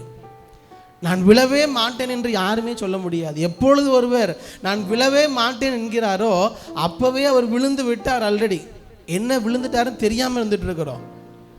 அதனால் மனிதர்களாகிய நமக்கு ஒரு நாள் இந்த பெருமை வந்துவிடவே கூடாது. பெருமை வந்து விட்டாலே நாம் விழுந்து விட்டோம் ஏற்கனவே. ஆனால் நாம் எத்தனை முறை விழுந்தாலும், நீதிமானாகிய நம்மை 7 தரம் விழுந்தாலும் மீண்டுமாக நம்மை எழும்ப பண்ணி புதிய துவக்கத்தை தருகிறவர் தான் நீங்களும் நான் ஆராதிக்கிற நம்முடைய தேவன். நம்முடைய தேவன் நம்முடைய வாழ்க்கையில் புதிய துவக்கங்களை தந்து நம்மை முன்னோக்கி வழி நடத்தி செல்லுகிற நல்ல தேவன். இந்த புதிய துவக்கத்தை தேவன் தருவதற்கு 2 நபர்களை உங்களுக்கு சுட்டி காட்டி ஜெபிக்க விரும்புகிறேன். ஒரே ஒரு வசனத்தை மாத்திரம் வாசித்த பின்பு தொடர்ந்து நாம் அதற்குள்ளாக செல்வோம். வாசியுங்கள். எபேசியருக்கு எழுதின நிருபம், எபேசியருக்கு எழுதின நிருபம் 4வது அதிகாரம் 22, 23, 24 இந்த 3 வசனங்களை நம்ம வாசிக்க போகிறோம். நம்ம எல்லாரும் சேர்ந்து வாசிக்க போகிறோம். எபேசியர் 4, 22, 23, 24 இந்த 3 வசனங்களை நாம் எல்லாரும் சேர்ந்து வாசிக்கலாம். அந்தபடியே முந்தின நடக்கக்கூடிய மோசம் போக்கும் இச்சைகளாலே கெட்டு போகிற பழைய மனுஷனை நீங்கள் களைந்து போட்டு உங்கள் உள்ளத்திலே புதிதான ஆவி உள்ளவர்களாகி மெய்யான நீதியிலும் பரிசுத்தத்திலும் தேவனுடைய சாயலாக சிருஷ்டிக்கப்பட்ட புதிய மனுஷனை தரித்து கொள்ளுங்கள். இந்த 3 வசனத்தில் அப்போஸ்தலனாகிய பவுல் நமக்கு ஒரு காரியத்தை சுட்டி காட்டுகிறார். நீங்கள் என்ன செய்ய முடியும் அப்படின்னா, உங்களுடைய பழைய மனுஷனை நீங்கள் களைந்து போட்டு உங்கள் உள்ளத்திலே புதிதான ஆவி உள்ளவர்களாகி நீங்கள் என்ன செய்ய முடியுமா, தேவனுடைய சாயலாக சிருஷ்டிக்கப்பட்ட புதிய மனுஷனை தரித்து கொள்ளுங்கள். நம்ம எல்லாருமே இன்றைக்கி சர்ச்சுக்கு வர்றதுனால நல்லா ட்ரெஸ் பண்ணிட்டு வந்திருக்கிறோம். நாளைக்கு நீங்கள் ஆஃபீஸ் போகும்போதோ வேலைக்கு போகும்போது இதே ட்ரெஸ்ஸில் போவீங்களா? சரி, மேபி ஒரு சிலருக்கு அந்த பழக்கம் இருக்கலாம். ஒரு ட்ரெஸ் 2 நாள் போகிற பழக்கம் இருக்கலாம். செவ்வாய்க்கிழமை டியூஸ்டே வேலைக்கு போகும்போது இதே ட்ரெஸ்ஸை போட்டு போவீங்களா? போக மாட்டோம். ஏன்னா இந்த ட்ரெஸ் என்ன ஆயிரும், ஒரு நாள் ஃபுல்லாக யூஸ் பண்ணிட்டாலே அழுக்காயிரும், 2 நாள் யூஸ் பண்ணிட்டாலே அழுக்காயிரும். அதுக்கப்புறம் என்ன பண்ணணும்னா, இந்த ட்ரெஸ்ஸை கலட்டி நம்ம வாஷ் பண்ணணும், வேறு ஒரு புது ட்ரெஸ்ஸை நம்ம போடணும். யோசிச்சு பாருங்க, அதே ட்ரெஸ்ஸில் நம்ம மீண்டு இருந்தோம்னா நம்ம இருக்கலாம், ஆனால் பக்கத்தில் யாரும் என்ன பண்ண முடியாது, இருக்க முடியாது. ஸோ அப்போது அதே போல தான் உங்கள் பழைய மனுஷனை களைந்து போட்டு பழைய மனுஷனை கலட்டி விட்டு என்ன பண்ணுமா, உங்கள் உள்ளத்தில் புதிய ஆவி உள்ளவர்களாகி புதிய மனுஷனை தரித்து கொள்ளுங்கள். பழைய மனுஷனை கலட்டி விட்டு புதிய மனிதனை தரித்து கொள்ளுங்கள். அப்போது இது இங்கே பவுல் நமக்கு என்ன சொல்கிறாரு, பழைய மனுஷனை கலட்டி விட்டு புதிய மனுஷனை தரித்து கொள்ளுங்கள். லைக் அ ட்ரெஸ், நம்ம ஒரு ட்ரெஸ்ஸை போடுறது போல். ஆனால் இந்த பழைய மனுஷனுக்கும் புதிய மனுஷனுக்கும் ஒரு வித்தியாசம் அங்கே சென்ட்ரல் நம்ம கொடுக்குறாரு. 23ஆம் வசனத்தில் உங்கள் உள்ளத்திலே புதிதான ஆவி உள்ளவர்களாகி, in our spirit, the renewed spirit, the transformed spirit, நம்முடைய உள்ளத்திலே புதிய ஆவி உள்ளவர்களாகி. நம்ம போன வாரத்தில் தியானித்த அப்போஸ்தலர் 1ஆம் அதிகாரத்திலிருந்து பரிசுத்த ஆவியானவரை நமக்கு வாக்குத்தத்தமாக தந்திருக்கிற தேவன். ஒருவேளை நீங்கள் போன வார பிரசங்கத்தை கேட்கவில்லை என்றால் தயவாய் நீங்கள் என்ன பண்ணுங்கன்னா, நம்முடைய ஆன்லைனில் எல்லா பிரசங்கங்களும் இருக்குது. ஒருவேளை நீங்கள் ஏதாவது வாரத்தை மிஸ் பண்ணியிருந்தீங்க, வர இயலவில்லை என்றால் தயவாய் நம்முடைய யூடியூப்பில் நம்ம சர்ச் சேனலில் எல்லா பிரசங்களையும் கேட்டு விடுங்கள். அது நம்ம எல்லாருக்கும் மிக பிரயோஜனமாக இருக்கும். போன வாரம் சொல்லியிருந்தோம், நம்முடைய ஆவியின் பலனை பெற்றுக்கொள்ளாமல், பரிசுத்த ஆவியின் பலனை பெற்றுக்கொள்ளாமல் நீங்களும் நான் இந்த உலகத்தில் அவருக்கு சாட்சியாக வாழ முடியவே முடியாது. பரிசுத்த ஆவியானவரை பெற்றுக்கொள்வது ஒரு அனுபவம் என்றால், பரிசுத்த ஆவியின் நிறைவை பெற்றுக்கொள்வது இன்னொரு அனுபவம் என்று சொல்லி விளக்கமாக வேதத்தின் அடிப்படையில் உங்களுக்கு அதை விளக்கி காட்டினேன். நாம் வெவ்வேறு விதமாக வந்திருந்தாலும் கூட எப்படி தேவன் நமக்கு பரிசுத்த ஆவியின் பலனை, பரிசுத்த ஆவியின் நிறைவை நம்முடைய வாழ்க்கையில் தருகிறார் என்பதை சுட்டி காட்டினேன். யோவான் 20ஆம் அதிகாரத்திலேயே பரிசுத்த ஆவியானவர் தேவன் தந்து விட்டார். ஆனால் அப்போஸ்தலர் 1ஆம் அதிகாரம் வரைக்கு வரும்பொழுது தேவன் சொல்லுகிறார், நீங்கள் பரிசுத்த ஆவியின் நிறைவை, ஞானஸ்தானத்தை பெறும் வரை காத்திருங்கள் என்று சொல்லுகிறார். அந்த வித்தியாசத்தை உங்களுக்கு விளக்கி காட்டினேன்.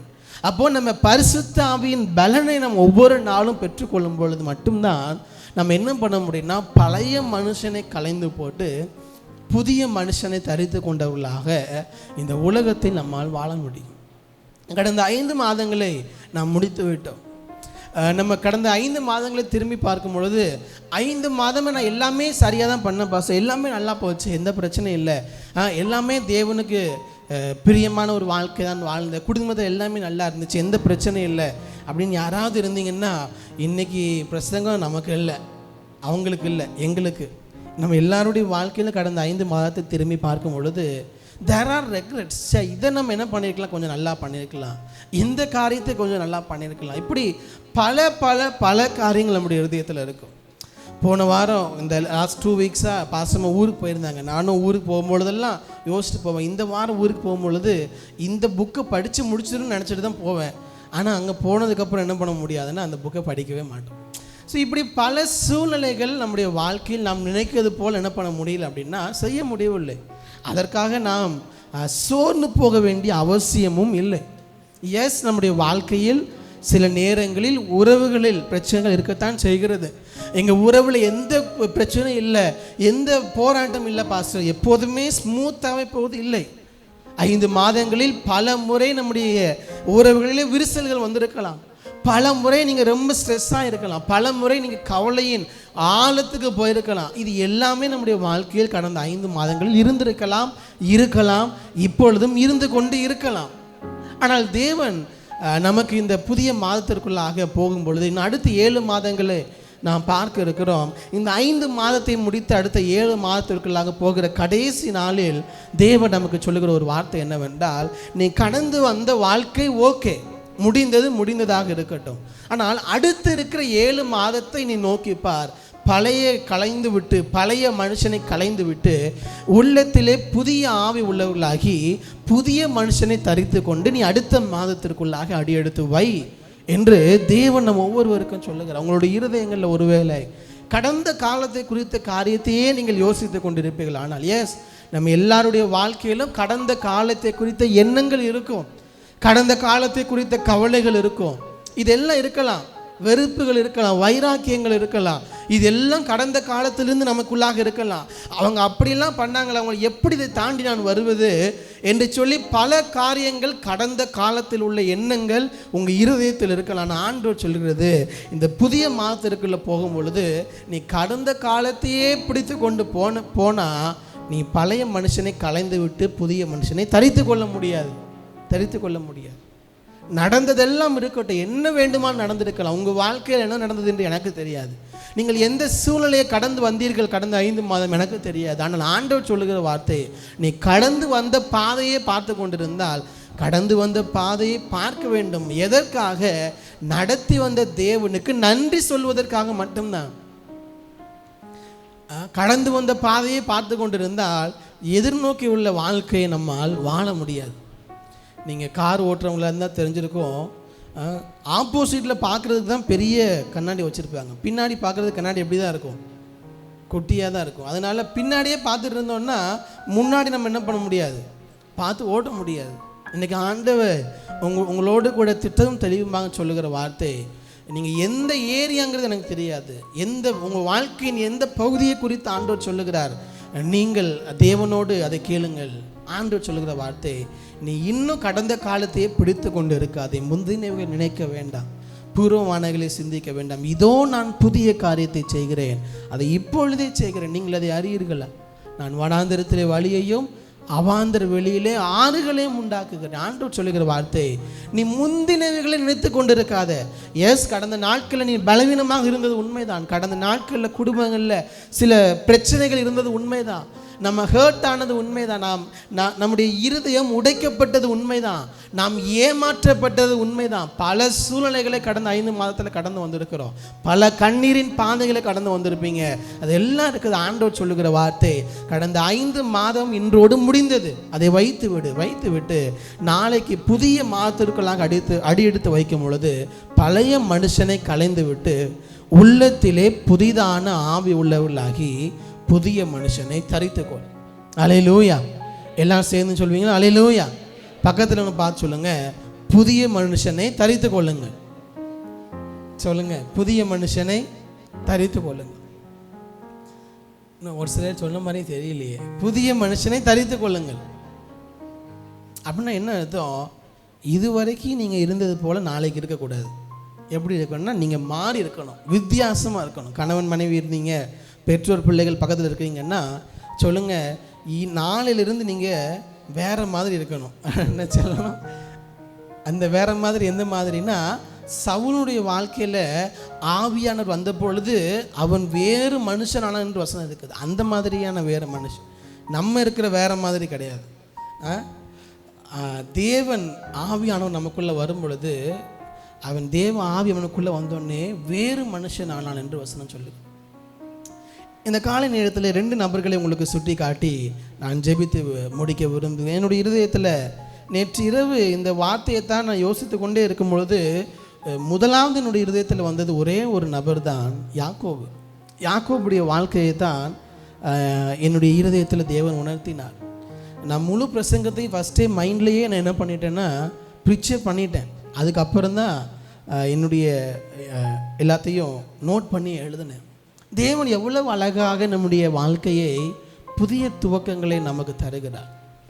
அதை யாக்கோபுடைய வாழ்க்கையை பார்க்கும்பொழுது அவ்வளவு ஆச்சரியமாக இருந்தது. தேவன் எப்படியெல்லாம் நடத்துகிறார், நடத்த முடியும் என்று சொல்லி பார்க்கும் பொழுது எடுத்துக்கொள்ளுங்கள். ஆதியாகமம் 27ஆம் அதிகாரம் வேகமாக தியானித்து ஜெபிக்க தேவன் நமக்கு கிருபை தரட்டும். ஆதியாகமம் 27ஆம் அதிகாரத்தை எடுத்துக்கொள்ளுங்கள். அங்கே யாக்கோபுடைய வாழ்க்கையை நம்மால் பார்க்க முடியும். 27ஆம் அதிகாரத்தில் நீங்கள் தயவாய் இந்த வாரத்தில் 27, 28, 29, 30, 31, 32 இந்த அதிகாரங்களை இந்த வார நாட்களில் வாசியுங்கள். கண்டிப்பாக அது நமக்கு உதவியாக இருக்கும். 27ஆம் அதிகாரத்தை வாசிக்கும் பொழுது அங்கே இருக்கிற சம்பவத்தை உங்களுக்கு நான் சற்று விளக்கி நான் தொடர்ந்து செல்ல விரும்புகிறேன். உங்கள் எல்லாருக்கும் தெரிந்த சம்பவங்கள் என்பதனால் சற்று வேகமாக சொல்லுகிறேன். நம்முடைய பைபிள் டியூஷன்ஸில் பிள்ளைங்களுக்கு இதை கற்றுக் கொடுத்துருப்போம், உங்களுக்கும் தெரிந்திருக்கும். அதனால் நீங்கள் என்னோடு கூட வேகமாக சற்று வாருங்கள். ஈசாக்கு இருக்கிறார். ஈசாக்கு எத்தனை பிள்ளைகள்? இன்னும் பெரியவங்க யார்ட்டையும் பதிலே வரமாட்டேங்குது. 2 பிள்ளைங்க. யாரெல்லாம்? ஏசா, இன்னொன்று யாக்கோபு. 2 பிள்ளைங்க. நமக்கு வேதத்தினுடைய கதைகள் நல்லா தெரியணும். முக்கியமாக நம்ம பிள்ளைங்களுக்கு அதை கற்றுக் கொடுக்கணும். அதனால அடுத்த வாரத்திலேருந்து பைபிள் டியூஷனுக்கு எல்லா பிள்ளைங்களும் தயவாக அனுப்பிச்சிருங்க. எல்லா பிள்ளைகளும் பைபிள் டியூஷன் போகணும். டீனேஜ் வரைக்கும் எல்லா பிள்ளைங்களும் கண்டிப்பாக போகணும். அதை தவிர்க்கவே கூடாது. கண்டிப்பாக தேவை. பெற்றோருக்கு நான் மீண்டும் சொல்கிறேன், டீனேஜ் வந்ததுக்கப்புறம் நீங்கள் போக சொன்னாலும் போக மாட்டாங்க. இப்போ பழகலைன்னா அப்போ கண்டிப்பாக வராது. அதனால் தயவாக எல்லா பெற்றோரும் உங்களுடைய சிறு பிள்ளைகளை நீங்கள் பைபிள் டியூஷனுக்கு அனுப்பி கொடுங்க. ஸோ ஈசாக்குக்கு 2 பிள்ளைகள், ஏசா, யாக்கோப். இந்த 2 பிள்ளைகள் இருந்தாலும் குடும்பத்திற்குள்ளாக ஒரு சின்ன வேறுபாடு இருந்து கொண்டே இருந்தது. ஈசாக்குக்கு யார் ரொம்ப பிடிச்சவர்? யாக்கோபுன்னு சொல்லிட்டீங்களே. ஏசா. ஈசாக்குக்கு ரொம்ப பிடிச்சது ஏசா. ரெபேக்காளுக்கு ரொம்ப பிடிச்சது யார் அப்படின்னா எனக்கே மாற்றிடுச்சு, யாக்கோபு.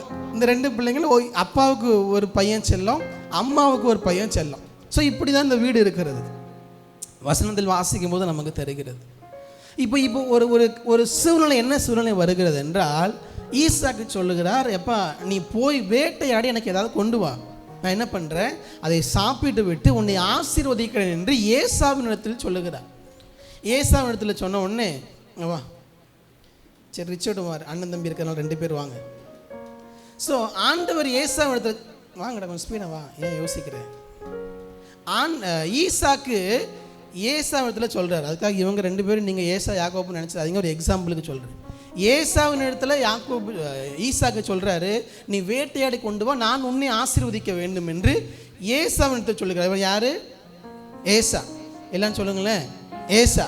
ஏசாவின் இடத்துல சொல்கிறாரு. இவன் போய் என்ன பண்ணிட்டான், வேட்டையாட போயிட்டான். இந்த போதும் இங்கே நில்லு ஓரமா. இந்த நேரத்தில் என்ன ஆகுது அப்படின்னா, இங்கே யார் இருக்கிறா? யாக்கோபு இருக்கிறா. அவங்க அம்மா என்ன பண்ணுறாங்க, ஒரு ஒரு ஒரு வேலையை பார்க்குறாங்க. என்ன வேலை பார்க்குறாங்க, உங்கள் அண்ணன் வர்றதுக்குள்ளே நீ என்ன பண்ணிடு, சமைச்சு கொண்டு போய் உங்கள் அப்பாட்ட கொடுத்து நீ எல்லா ஆசீர்வாதத்தையும் வாங்கிடு. நம்ம வீட்டில் நம்ம எல்லா வீட்லேயும் நடக்கும், சின்ன பிள்ளைங்களுக்கும் பெரிய பிள்ளைங்களுக்கும் 2 சாக்லேட் ஆளுக்கு 1 வாங்கி கொடுப்பாங்க. சின்ன பிள்ளைங்க உடனே சாப்பிட்டு முடிச்சிருவாங்க. பெரிய பிள்ளைங்க என்ன பண்ணியிருப்பாங்க, மேக்ஸிமம் வீட்டில் நடக்கும், எங்கள் வீட்டில் நடந்திருக்குது. பெரிய பிள்ளைங்க பத்திரமா வச்சுருப்பாங்க. சின்ன பிள்ளைங்க சாப்பிட்டு முடிச்சுட்டு என்ன நடக்கும், அடுத்து பெரிய பிள்ளைங்களுடைய சாக்லேட்டையும் பங்கு கேட்பாங்க. நடந்திருக்குதா? நீங்கள் சிரிக்கிறத பார்க்கும்போதே தெரியுது. ஸோ அதே போல் இங்கே ஏசா வேட்டையாட போயாச்சு. இந்த யாக்கோபு என்ன பண்ணுறான், அவங்க அம்மா ஒரு ஐடியா கொடுக்குறாங்க, நீ போய் உங்கள் அப்பா கிட்ட என்ன பண்ணு, எல்லா ஆசீர்வாதத்தையும் வாங்கிட்டு வந்துடு அப்படின்னு சொல்லி இவனை அனுப்புகிறாங்க. இன்னும் சொல்லணுன்னா யாக்கோபுங்கிற பேருக்கு அர்த்தமே என்னது தான் தெரியுமா? எத்தனுங்கிறது கூட நமக்கு ஏதோ ஒரு நம்மளுடைய பாஷையில் சொல்லணும்னா ஏமாற்றுக்காரன். அதனால் பிள்ளைகளுக்கு பெயர் வைக்கும் பொழுது ரொம்ப ஜாக்கிரதையாக வைக்கணும். ஸோ நம்ம சர்ச்சில் ஜேக்கப்னு யாரும் இல்லைன்னு நினைக்கிறேன். ஸோ ஏமாற்றுக்காரன் தான் அர்த்தம். யாக்கோபுங்கிற பேருக்கு அர்த்தமே ஏமாற்றுக்காரன் தான். ஹிஸ்ட்ரியை பார்க்கும்போது என்ன சொல்கிறாங்கன்னா, அவன் தன்னுடைய சேஷ்ட புத்திர பாகத்தை ஏமாற்றி அவங்க அண்ணன்ட வாங்கினால தான் அந்த பேரே அவனுக்கு வந்துச்சுங்கிறாங்க. அது எந்த அளவுக்கு உண்மை என்று நமக்கு தெரியவில்லை. ஆனால் யாக்கோபு ஏமாற்றுக்காரன். என்ன பண்ணுறான், அவங்க அப்பாட்ட போய் எல்லாத்தையும் ஏமாற்றுகிறான். ஏமாற்றுதில் ஒரு முக்கியமான தருணம் என்ன அப்படின்னா, அவங்க அப்பாட்ட போய் எல்லா ஆசீர்வாதத்தையும் வாங்குவதற்காக போயிட்டான். அப்போ ஈசாக்கு ஒரு கேள்வி கேட்குறார் அவனை பார்த்து. அந்த வசனத்தை மட்டும் வாசிங்க, 19 வசனத்தை வாசிங்க. ஆதியாகமம் 27:19. அப்பொழுது யாக்கோபு தன் தகப்பனை நோக்கி, நான் உமது மூத்த மகனாகிய ஏசா என்று சொல்லுகிறான். நல்லா கவனிங்க, போதும் வசனம் போதும். ஈசாக்கு ஆசீர்வதிக்கிறேன்னு சொன்னது ஏசாவை. ஆனால் இப்போ வந்து நிற்கிறது யாக்கோபு. யாக்கோபை பார்த்து நீ யாருன்னு கேட்குறாரு. யாக்கோபுக்கு என்ன பதில் சொல்லுகிறான்? ஏசான்னு சொல்கிறான். அவன் யாக்கோபு, ஆனால் என்ன சொல்கிறான்? ஏசான்னு சொல்லுகிறான். ஏமாற்றுகிறான், தன்னுடைய அப்பாவை ஏமாற்றுகிறான். ஆல்ரெடி தன்னுடைய அண்ணனை ஏமாற்றிட்டாரு, அதில் நம்ம சொல்லலை, டைம் ஆகுதுனால சொல்லலை. அண்ணனை ஏமாற்றிருக்கிறான், இப்பொழுது அப்பாவை ஏமாற்றுகிறான். ஏமாற்றி அப்பாவின் இடத்திலிருந்து எல்லா ஆசீர்வாதங்களையும் வாங்கிட்டான். அவன் மீது தலை வச்சு எல்லா ஆசீர்வாதத்தையும் வாங்கிட்டான். இவன் வாங்கிட்டு என்ன பண்ணிட்டான், போயிட்டான். வாங்கிட்டு போய் உட்காந்துக்குவான். போய் உட்கார்ந்ததுக்கப்புறம் தான் யார் வர்றா, வேட்டையாடி களைச்சி போய் ஏசா வர்றான். ஏசா வந்தால் ஏசா கொடுக்கறதுக்கு என்ன இல்லை, ஈசா கிட்ட ஒரு ஆசீர்வாதம் இல்லை. எல்லாவற்றையும் யாக்கோபுக்கு அந்த ஆசீர்வாதங்கள்லாம் கொடுத்துட்டார். ஆனால் ஏசா ரொம்ப வருத்தத்தோடு என்ன பண்ணுறான், அந்த இடத்துல இருக்கிறான். எனக்கு எதுவுமே இல்லைன்னா ஒரு சில ஆசீர்வாதங்களை ஆசீர்வதிக்கிறார். ஆனால் எல்லாம் முதன்மையான எல்லா ஆசீர்வாதங்களையும் அவனை சொல்லி ஆசீர்வதிச்சிட்டார். இப்போ ஏசா பயங்கர கோபத்தோடு இருக்கிறான். சரி உட்காந்துக்கும். இந்த சூழ்நிலையில் எல்லாரும் ஏமாற்றிட்டான். ஒரு நல்ல வாழ்க்கை எப்படி ஒரு பையன் எப்படிலாம் வாழக்கூடாதோ, ஒரு குடும்பத்தில் எப்படிலாம் இருக்கக்கூடாதோ, அது எல்லாமே இருக்க ஒரு ஆள் யார்? இந்த யாக்கோப். அண்ணனை ஏமாற்றியாச்சு, அப்பாவை ஏமாற்றியாச்சு, குடும்பத்தில் எல்லாம் ஏமாற்றி எல்லாத்தையும் வாங்கிட்டான். இது எல்லாமே என்னென்னா, ஒரு மனுஷ குடும்பத்தில் எப்படிலாம் இருக்கக்கூடாதோ அப்படிலாம் இருந்துகிட்டு இருக்கிறான் இந்த யாக்கோப். இந்த யாக்கோபுக்கு ஆண்டவர் ஒரு வாய்ப்பை தர்றாரு. என்ன வாய்ப்புனா, நீ இவ்வளோ நாள் வாழ்ந்த வாழ்க்கை இருக்கட்டும், எல்லாத்தையும் ஏமாற்றி எல்லாத்தையும் இது பண்ணி இப்படிலாம் இருக்கிற எல்லாம் இருக்கட்டும், நான் உனக்கு ஒரு வாய்ப்பை தரேன். நீ இதிலிருந்து வெளியே வந்து உன்னுடைய புதிய துவக்கத்துக்கு ஒரு வாய்ப்பு தரேன்னு ஆண்டவர் என்ன பண்ணுறாருன்னா, அங்கிருந்து வெளியே போவதற்கு ஒரு வாய்ப்பை தேவன் கட்டளை எடுக்கிறார். உங்கள் எல்லாருக்கும் தெரியும் அந்த சம்பவம். யாக்கோபு அங்கே இருக்க முடியாதனால என்ன பண்ணுறாரு, யாக்கோபை தன்னுடைய அண்ணன் வீட்டிற்கு, லாபான் வீட்டுக்கு ரெபேக்கா அனுப்பி விடுகிறார். இந்த யாக்கோபு தன்னுடைய வீட்டை விட்டு எல்லாரையும் விட்டு போகிறான். ஆண்டவர் உனக்கு ஒரு வாய்ப்பை தர்றாரு. நீ உன்னுடைய வாழ்க்கை, கடந்த கால வாழ்க்கை ரொம்ப மோசமான வாழ்க்கை, ரொம்ப எல்லாரும் ஏமாற்றின ஒரு வாழ்க்கை, தன்னுடைய சுய பலத்தால் என்னால் வாழ முடியும் என்று நினைத்து கொண்டு வாழ்ந்த வாழ்க்கை. நான் உனக்கு ஒரு வாய்ப்பை தரேன், அந்த பழசு எல்லாத்தையும் என்ன பண்ணிடு, விட்டுரு, பழசு எல்லாத்தையும் விட்டுரு. உன்னுடைய வாழ்க்கைக்கு ஒரு புதிய துவக்கத்தை நான் தரேன்னு ஆண்டவர் சொல்கிறார். இந்த வார்த்தை எங்கே இல்லாவிட்டாலும் ஆண்டவர் சொல்கிறாரு. ஆதியாகமம் 28ஆம் அதிகாரத்தை நாம் பலமுறை இந்த வசனங்கள் தியானித்திருக்கிறோம், அதனால் வேகமாக சொல்லுகிறேன். ஆண்டவர் அவனை பார்த்து சொல்கிறாரு, நான் உனக்கு தரக்கூடிய ஆசீர்வாதம் ஏராளம். ஆண்டவர் சொல்கிறார், நான் பார்த்துக்கிறேன் உனக்கு எல்லாத்தையும். நீ ஏமாற்றி உங்கள் அப்பாட்ட இருந்தும் அண்ணன்ட்ட இருந்தும் சம்பாதிச்ச எல்லாம் விட்டு, எல்லாத்தையும் விட்டு, அது எதுவுமே உனக்கு வேண்டாம். நான் உனக்கு ஒரு ஃப்ரெஷ் நியூ பிகினிங்கை இப்போ உனக்கு தரேன். அதுதான் ஆதியாகமம் 28 தேவன் அவனுக்கு தந்த எல்லா ஆசீர்வாதங்களையும் யோசிச்சு பாருங்க. எல்லாரையும் ஏமாற்றி கொண்டு வாழ்ந்து கொண்டிருக்கிற ஒருத்தனுக்கு ஆண்டவர் தருகிற ஆசீர்வாதத்தை பாருங்க. 14ஆம் வசனத்தை பாருங்க. உன் சந்ததி பூமியின் தூளை போல இருக்கும், மேற்கையும் கிழக்கையும் வடக்கையும் தெற்கையும் பரம்புவாய், உனக்குள்ளும் சந்ததிக்குள்ளும் வம்சங்கள் எல்லாம் ஆசீர்வதிக்கப்படும். நான் உன்னோடு இருந்து நீ போகிற இடத்துல உன்னை காத்து இந்த தேசத்துக்கு உன்னை திரும்பி வர பண்ணுவேன். நான் உனக்கு சொன்னதை செய்யும் அளவு உன்னை கைவிடுவதில்லை. இந்த ஆசீர்வாதங்கள்லாம் பார்க்கும் பொழுது இதை பெற்றுக்கொள்ளக்கூடிய எந்த தகுதியாவது யாக்கோபு இருக்குதா? இல்லை. இந்த ஆசீர்வாதங்களை சுதந்திரித்து கொள்ளக்கூடிய எந்த தகுதியும் யாக்கோபுக்கு கிடையாதுங்க, யாக்கோபுக்கு கிடையாது. பல நேரங்களில் நம்முடைய வாழ்க்கையில் தேவன் தருகிற வாக்குத்தத்தங்களாக இருக்கட்டும், தேவன் தருகிற ஆசீர்வாதங்களாக இருக்கட்டும், அதை பெற்றுக்கொள்வதற்கு நாம் எல்லாரும் பாத்திரவான்களா என்று கேட்டால் இல்லை. ஆனால் கிருபையாக ஆண்டவர் என்ன பண்ணுறாருன்னா, நமக்கு புதிய துவக்கங்களை தருகிறார். இந்த ஆசீர்வாதங்களை ஆண்டவர் தர்றாரு. ஆனால் யாக்கோபுடைய வாழ்க்கையில் மாற்றம் இருந்துச்சா என்று கேட்டால் யாக்கோபுடைய வாழ்க்கையில் மாற்றம் இல்லை. யாக்கோபு என்ன சொல்கிறார் அந்த இடத்துல, எல்லாத்தையும் கேட்டுட்டு ஆண்டவரை பார்த்து சொல்லுகிறார். 20ஆம் வசனத்தை பாருங்க. தேவன் என்னோடு இருந்து நான் போகிற இந்த வழியிலே என்னை காப்பாற்றி உண்ண ஆகாரமும் உடுக்க வஸ்திரமும் எனக்கு தந்து என்னை என் தகப்பன் வீட்டுக்கு சமாதானத்தோடு திரும்பி வர பண்ணுவார். ஆனால் கர்த்தர் எனக்கு எப்பவும் தேவனாக இருப்பாரா? முன்னாடி சொன்ன லிஸ்டெல்லாம் செஞ்சா. யோசிச்சு பாருங்க எந்த அளவுக்கு அவர் இருந்திருக்கிறார். நீங்கள் என்னை காப்பாற்றுனீங்கன்னா நீங்கள் எனக்கு தேவன், என்னை பாதுகாப்பாக இருக்கணும், எனக்கு எல்லா சாப்பாடு கிடைக்கணும், எனக்கு இருக்க நல்ல இடம் கிடைக்கணும், அங்கே உடுக்க வஸ்திரம் கிடைக்கணும், இப்படி எனக்கு எல்லாத்தையும் நீங்கள் செஞ்சீங்கன்னா நீங்கள் எனக்கு யாராக இருக்கலாம்? தேவனாக இருக்கலாம். எனக்கு நீங்கள் இதெல்லாம் செய்யலைன்னா எனக்கு என்ன இருக்க முடியாது. அப்போ எந்த அளவுக்கு யாக்கோபு இருந்திருக்கிறார் யோசிச்சு பாருங்க. இங்கே என் தேவனாக இருப்பறி அதோடு கூட நிற்கல. 22ஆம் வசனத்தை பாருங்க.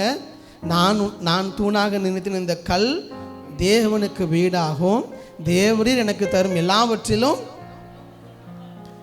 உமக்கு தசம பாகம் செலுத்துவேன் என்று சொல்லி என்ன சொல்றாரு? நீங்க ஆசீர்வதிச்சிங்கன்னா நான் என்ன பண்ணுவேன்? உங்களுக்கு தசமமாக கொடுப்பேன். ஆசீர்வதிக்கலைன்னா சபையும். அப்போ ஆண்டவர் ஒரு புதிய துவக்கத்தை தருகிறார். ஆனால் அதை பெற்றுக்கொள்ளக்கூடிய, தன்னுடைய வாழ்க்கையை மாற்றக்கூடிய இடத்தில் யாக்கோபு இன்னும் வரல. இப்போ என்னதான் பண்ணுறாருன்னா, ஆண்டவரோட டீல் பேசிகிட்டு இருக்கிறார். நீங்கள் எனக்கு என்ன பண்ணுவீங்க, நீங்கள் பண்ணீங்கன்னா நான் உங்களுக்கு என்ன பண்ணுவேன்னு டீல் பேசிகிட்டு இருக்கிறேன். ஸோ இப்படி யாக்கோபுடைய வாழ்க்கை போகிறது. ஆண்டவர் தந்த வாய்ப்பை தவறு விட்டு விட்டார். அங்கே போகிறார், அதே வாழ்க்கை தொடர்ந்து கண்டினியூ ஆகுது. அங்கே போய் யாரை ஏமாற்றுகிறார்? பைபிள் கொஞ்சம் நீங்கள் நல்லா படிக்கணும்னு நினைக்கிறேன். அங்கே போய் யாரை ஏமாற்றுடைய மாமாவாகிய லாபானை ஏமாற்றுகிறார். எப்படி ஏமாத்துறார்? இருக்கிற ஆடுகளை எல்லாம் இவருக்கு ஏற்றாற் போல கிடைக்கிறது போல லாபானை ஏமாற்றி கொண்டு வாழ்ந்து கொண்டு இருக்கிறார். ஆனால் ஆண்டவர் பாருங்க, முதலாவது ஆண்டவர் ஒரு புதிய துவக்கத்திற்கு ஒரு நல்ல வாய்ப்பை தருவார். நம்ம வாழ்க்கைக்கு அதுதான், இன்னைக்கு உங்கள் எல்லாருக்கும் எனக்கும் அதுதான். ஒரு புதிய துவக்கத்திற்கான ஒரு வாய்ப்பை, ஒரு வார்த்தையை தேவன் தந்து நம்மை மாற்றுவதற்கு ஒரு வாய்ப்பை தருவார். நம்ம அப்போவே மாறிட்டோம்னா ரொம்ப நல்லது. ஆனால் அப்போவே மாறாமல் இன்னும் அதே வாழ்க்கையை வாழ்ந்து கொண்டிருந்தால் அடுத்த ஸ்டெப் ஆண்டவர் என்ன பண்ணுவார்னா, நம்முடைய வாழ்க்கையில் நாம் செய்த காரியங்கள் இருக்குது பார்த்தீங்களா, அதெல்லாம் திருப்பி நம்ம வாழ்க்கையிலே ஒரு சில காரியங்களை காட்டுவார், ஒரு சில வழிகள் நமக்கே காட்டுவார்.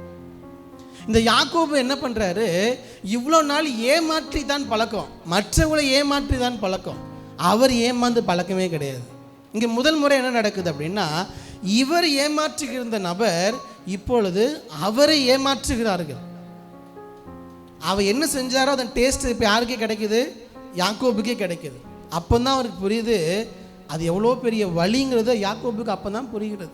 என்ன செய்கிறார், எப்படி தங்க அப்பாவுக்கு கண்ணு தெரியாதுன்னு சொல்லி ஏமாத்தினாரோ, இவர் கண்ணு தெரியாமல் போகலை, ஆனால் இருட்டில் இவர் என்ன பண்ணிட்டாங்க, ஏமாத்தி. தேவன் எப்படி கரெக்டாக பண்ணுறாரு பாருங்க. அங்கே தன்னுடைய ஏசாங்கிற பேரை யாக்கோபுன்னு சொல்லி ஏமாத்தினாரு, அவங்க மாமனார் இவர்கிட்ட என்ன ஏமாத்திட்டாரு, பொண்ணை மாற்றிட்டார். ராகேலுக்கு பதிலாக லேயாலை திருமணம் செய்து கொடுத்து விட்டார். நான் சின்ன வயசுலாம் யோசிச்சிருக்கிறேன், கல்யாணம் பண்ணும்பொழுது தாலி கட்டும் போதெல்லாம் ஃபேஸை பார்க்காமலே கல்யாணம் பண்ணாருன்னு. ஆனால் அந்த காலத்து முறைமை என்னென்னா அப்படி இருக்காது. ஸோ லேயால என்ன பண்ணிட்டாரு, கல்யாணம் பண்ணி வச்சுட்டாங்க. இவர் என்ன பண்ணணும்னு தெரியல. 7 வருடம் ஏமாற்றப்பட்டிருக்கிறார். இவர் நினச்சாரு நம்ம அண்ணனை ஏமாற்றி அப்பாவை ஏமாற்றி எல்லாத்தையும் வாங்கிட்டோம் நினச்சிட்டு இருந்தார். ஆனால் இப்போ ஆண்டவர் அதை அப்படி திருப்பி காட்டுகிறார். லேயாலை தந்து ஏமாற்றுகிறார். அடுத்து 7 வருஷம் வேலை பார்க்குறார், ராகேலை திருமணம் செய்கிறார். அடுத்து 6 வருஷம் வேலை பார்க்கிறார் லாபானிடத்தில். இது எல்லாத்துலேயும் அவருக்கு ஆசீர்வாதங்கள் கிடைச்சது தான், இல்லைன்னு சொல்லலை. ஆண்டவர் வார்த்தையை தந்த ஆண்டவர் அவருக்கு ஆசீர்வாதங்களை தந்து கொண்டு தான் இருந்தார். ஆனால் அவருடைய ஆவிக்குரிய வாழ்க்கையில் ஒரு புதிய துவக்கம் வந்துச்சான்னு கேட்டால் வரல, இன்னும் வரல. இன்னும் அதே யாக்கோபு தான், இன்னும் அதே ஏமாற்றுக்காரன் தான், இன்னும் அதே அப்படித்தான் வாழ்ந்து கொண்டு இருக்கிறார். லாபானை ஏமாற்றி அவனுடைய சொத்துக்களை எல்லாம் என்ன பண்ணுறாருன்னா தன்னுடைய சம்பளமாக மாற்றுகிறார். நீங்கள் வாசித்து பார்த்தா 29, 30 வாசித்து பாருங்கள், எப்படியெல்லாம் இவருடைய மந்தையை பெருக்குகிறார் என்று நமக்கு தெரியும். பலவீனமான ஆடுகள் எல்லாம் லாபானுக்கு போகுது, பலமுள்ள ஆடுகள்லாம் யாருக்கு கிடைக்குது, யாக்கோபு கிடைக்குது. எப்படியெல்லாம் ஏமாற்ற முடியுமோ அப்படியெல்லாம் ஏமாற்றுகிறார். அதுக்காக இவருக்கு கஷ்டமும் இல்லாமல் இல்லை, லாபானும் கடினமாகத்தான் நடத்துகிறார் யாக்கோபை. தன்னுடைய வாழ்க்கையில் அத்தனை கஷ்டங்களையும் தாண்டி தான் யாக்கோபும் வருகிறார். தேவன் அந்த கடினமான பாதைகளின் ஊடாகத்தான் எடுத்து செல்லுகிறார். இப்போ ஆண்டவர் 2வது ஒரு வாய்ப்பை தருகிறார், செகண்ட் டைம் இன்னொரு வாய்ப்பை தருகிறார். இதற்காக நான் ஃபஸ்ட்டு உனக்கு ஒரு ஆப்பர்ச்சுனிட்டி தந்தேன், ஒரு புதிய துவக்கத்திற்கான ஒரு வாய்ப்பை தந்தேன், நீ அதை மிஸ் பண்ணிட்ட. இப்போ 2வது முறையாக தர்றேன்னு சொல்லிட்டு லாபான் இடத்துலேருந்து தன்னுடைய மாமனார் வீட்டில் இருந்து யாக்கோபு மீண்டுமாக தன்னுடைய சொந்த ஊருக்கு வர்றார். இது செகண்ட் டைம். மீண்டுமாக வரும் பொழுது தன்னுடைய 2 மனைவி, குடும்பம் எல்லாம் 2 பரிவாரங்களோடு என்ன பண்ணுறாரு, மீண்டுமாக தன்னுடைய சொந்த ஊருக்கு வருகிறார். அங்கே 2வது முறையாக தேவன் இன்னொரு வாய்ப்பை அவருக்கு தருகிறார். பாருங்க,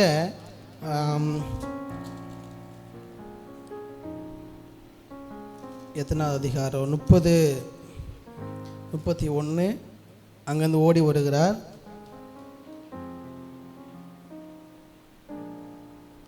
32ஆம் அதிகாரம் வரும் பொழுது அங்கே வருகிறார்.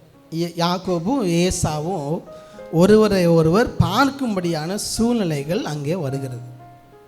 இப்போ இத்தனை நாள் அப்பாவையும் அண்ணனையும் ஏமாற்றிட்டு தான் எங்கே போயிருக்கிறாரு, ஊருக்கு போயிருக்கிறார். இப்போ ரிட்டன் வர்றாரு. அங்கே யார் இருக்கிறா, ஏமாற்றப்பட்ட அண்ணன் இருக்கிறான். அப்பா இல்லை, அப்பா போயிருப்பார் இந்நேரத்துக்கு, ஆனால் அண்ணன் இருக்கிறான், ஏசா இருக்கிறான். ஏசா அங்கே இருக்கிறார். ஏசா எல்லா வழியோடும் ஏமாற்றப்பட்ட காயத்தோடு அங்கே இருக்கிறார். இப்போ தான் இங்கே யாக்கோபு திரும்பி வரும்பொழுது தான் யாக்கோபுடைய இருதயத்தில் ஒன்று தோணுது, நம்ம எப்படியெல்லாம் ஏமாற்றி விட்டு போயிருக்கிறோம், திரும்பி போனால் அண்ணன் என்ன பண்ணுவாங்கிற ஒரு பயம் யாக்கோபுடைய இருதயத்தில் வருகிறது. யாக்கோபு அதைத்தான் அங்கே வெளிப்படுத்துகிறார். தன்னுடைய எல்லா ஆஸ்திகளிலிருந்து ஒவ்வொரு பங்கு என்ன பண்ணுறாரு, எடுத்து ஏசாவுக்கு அனுப்புகிறார். தன்னுடைய அண்ணனுக்கு வெகுமதிகளை தருகிறார். தந்து அண்ணனுடைய கோபத்தை தீர்த்து விடலாம் என்று நினைக்கிறார். ஆனால் அந்த வேலையாட்கள் வந்து சொல்கிறாங்க, ஏசா 400 பேரோடு கூட என்ன பண்ணுறாரு, உங்களை எதிர்த்து வரான்னு கேட்ட உடனே நம்ம ஆளுக்கு என்ன பண்ணல, கை கால்லாம் உதறுது, என்ன செய்யன்னு தெரியல யாக்கோபுக்கு. அதை தான் வசனம் சொல்லுகிறது. 7ஆம் வசனத்தை வாசிங்க. 32:7. அப்பொழுது யாக்கோபு மிகவும் பயந்து வியாகுலப்பட்டு தன்னிடத்து இந்த ஜனங்களையும் ஆடு மாடுகளையும் ஒட்டகங்களையும் அப்படி என்ன பண்ணுறான், பயத்தில் ஒரு பங்கு ஃபஸ்ட்டு அமுச்சிரும். அது எல்லாத்தையும் அழிச்சாலும் இன்னொரு பங்கு மீதி இருக்குன்னு சொல்லிட்டு 2 பங்காக பிரித்து எல்லாத்தையும் அனுப்புகிறான். ஃபஸ்ட்டு ஒரு பங்கு அனுப்புகிறான், அடுத்து ஒரு பங்கு அனுப்புகிறான். அதுக்கடுத்து தொடர்ந்து நீங்கள் வாசித்து பார்த்தீங்கன்னா, நமக்கு நேரம் இல்லாதனால வேகமாக சொல்கிறேன், அவனுடைய பிள்ளைகளெல்லாம் அனுப்புகிறான். அவனுடைய மனைவி பிள்ளைகள் எல்லாரையும் அனுப்பிட்டு எல்லாரையும் கடந்து போக பண்ணிட்டு இவன் மட்டும் அங்கே தனியாக இருக்கிறான். எப்படி தனியாக இருக்கிறான்? முதல் முறையாக தன்னுடைய அம்மா வீட்டில் இருந்து அப்பா வீட்டில் இருந்து தனியாக போகும்பொழுது தேவனோடு ஒரு சந்திப்பு ஏற்பட்டுச்சு இல்லையா பெத்தேலில். நான் உன் கூட இருப்பேன், நான் உனக்கு சொன்னதை செய்யும்போது உன்னை கைவிட மாட்டேன் அப்படின்னு சொன்ன அதே ஆண்டவரோடு தனியாக ஒரு சந்திப்பு 20 ஆண்டுகளுக்கு பின்பதாக மீண்டும் யாக்கோபினுடைய வாழ்க்கையில் வருகிறது. ஆனால் இந்த முறை யாக்கோபு தன்னையே அர்ப்பணிக்கிறார். முதல் முறை தன்னை மாற்றிக்கொள்ள தயாராக இல்லாத யாக்கோபு இப்பொழுது தன்னை மாற்றிக்கொள்ளுகிறார். பாருங்க, வாசிங்க 32வது அதிகாரம் 10வது வசனத்திலிருந்து வாசிங்க. 32:10. அடியேனுக்கு தேவரீர் காண்பித்த எல்லா தயவுக்கும் எல்லா சத்தியத்துக்கும் நான் எவ்வளவு வேணும் பாத்திரன் அல்ல. போது. இப்போ தான் யாக்கோபு எந்த இடத்துக்கு வராருன்னா, தான் யாருங்கிறத பார்க்கக்கூடிய இடத்திற்கு யாக்கோபு இப்பொழுது தான் வருகிறார். இந்த காலை நேரத்தில் நான் சொல்கிறதுக்கு நிறைய குறிப்பு இருக்குது, இதுக்கப்புறம் தான் நிறைய குறிப்புகள் இருக்குது. ஆனாலும் நான் அது எல்லாத்தையும் சுருக்கி கொள்ளுகிறேன். இந்த காலை நேரத்தில் ஆண்டவர் நம்முடைய வாழ்க்கையில் ஒரு புதிய துவக்கத்தை, ஒரு ரீசெட் வேணும்னு நீங்கள் நினச்சிங்கன்னா ஆண்டவர் சொல்லுகிற ஒரு காரியம், நீங்கள் எப்படி இருக்குங்கிறத நீங்கள் பார்த்தால் மட்டும்தான் உங்கள் வாழ்க்கையில் ஒரு புதிய துவக்கத்தை தேவன் தர முடியும். அல்லேலூயா. எத்தனை பேர் நான் சொல்கிறது புரிகிறது? நான் எப்படி இருக்கிறேன் அப்பொழுது தான் யாக்கோபு பார்க்கிறார். இதுவரை எங்குமே தன்னை தவறாக அவர் பார்க்கவே இல்லை. தன்னுடைய சாமர்த்தியம், ஏமாற்றி விட்டேன், எல்லாத்தையும் சம்பாதிச்சிட்டேன், பெரியாள் ஆகிட்டேன், இப்படியெல்லாம் நினைத்து கொண்டிருந்த யாக்கோபு முதல் முறையாக சொல்கிறாரு 10ஆம் வசனத்தில், தேவரீர் காண்பித்த எல்லா தயவுக்கும் எல்லா சத்தியத்திற்கும் நான் எவ்வளவு வேணும் பாத்திரன் அல்ல. நீங்கள் செஞ்ச இந்த நன்மைக்கு ஆசீர்வாதத்திற்கு நான் தகுதியானவன் அல்லங்கிற வார்த்தை இப்பொழுது தான் யாக்கோபு வாயிலிருந்து வருகிறது.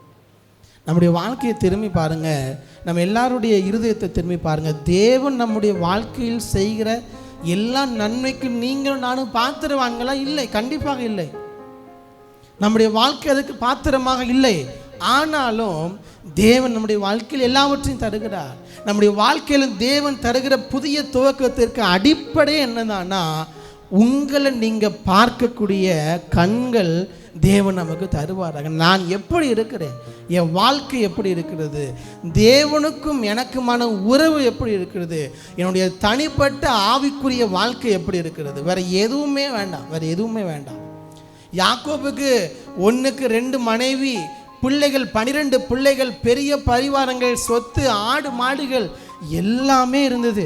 சமுதாயத்தில் அவரை போல ஆசீர்வதிக்கப்பட்டவர்கள் யாருமே இல்லை. யாருமே எந்த குறையும் அவரை பார்த்து சொல்ல முடியாது. வாழ்ந்தால் இவரை போல வாழணும்னு சொல்லுவாங்க. அந்த யாக்கோபு தான் இப்போ தனித்து இருக்கும் போது தான் தெரிகிறது, அவருடைய வாழ்க்கையில் உலக பிரகாரமாக எல்லாம் இருந்தது. ஆனால் அவருடைய இருதயம் உடைக்கப்பட்ட இருதயத்தோடு அவர் உட்கார்ந்து கொண்டிருக்கிறார். நான் இன்னும் அதே ஏமாற்றுக்காரனாகத்தான் இருக்கிறேன் என்று சொல்லி தன்னுடைய வாழ்க்கையை அப்பொழுதுதான் உணர்ந்து கொள்ளுகிறார் யாக்கோபு. இந்த புதிய மாதத்திற்குள்ளே போகிறோம். தயவு செய்து இந்த நாளில் நீங்கள் நேரம் எடுத்து உங்கள் வாழ்க்கை எப்படி இருக்கிறது, உங்கள் இருதயம் எப்படி இருக்கிறது, சற்று தேவ சமூகத்தில் நிதானித்து பாருங்கள். தேவன் அதற்கான வாய்ப்பை தான் தேடிக்கொண்டிருக்கிறார்.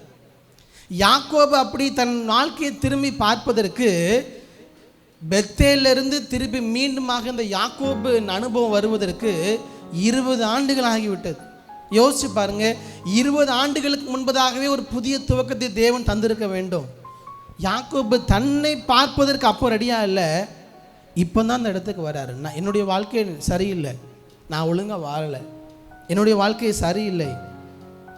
அதான் சொல்கிறாரு, நான் கோலும் கையுமா இந்த யோர்தானை கடந்து போனேன், இப்பொழுது இவ்விரண்டு பரிவாரங்களை உடையவனாய் நான் மீண்டுமாக வந்திருக்கேன் என்று சொல்லி தன்னுடைய வாழ்க்கையை யாக்கோபு திரும்பி பார்க்கிறார். இந்த நாட்களில் இந்த புதிய மாதத்திற்குள்ளே போகிறோம். தயவாய் நேரம் எடுத்து ஆண்டு எதிர்பார்க்கிறதெல்லாம் இந்த யாப்போக்கு ஆற்றங்கரையில் யாக்கோபு பிந்தி தனித்திருந்தது போல நீங்கள் தேவனோடு தனித்திருக்கிற ஒரு நேரத்தை தேவன் எதிர்பார்த்து காத்து கொண்டிருக்கிறார்.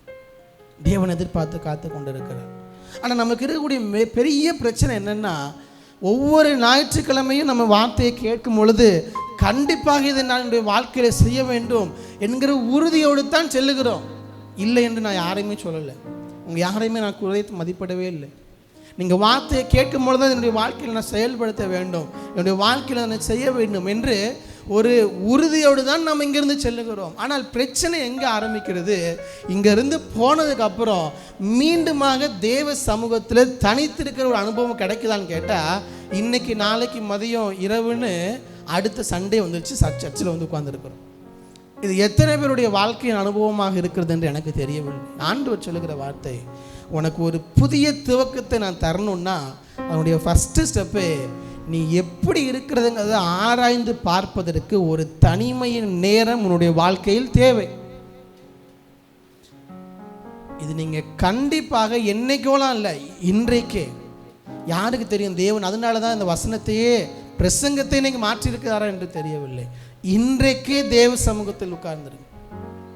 இன்றைக்கே யாக்கோபு பிந்தி தனித்திருந்தான்.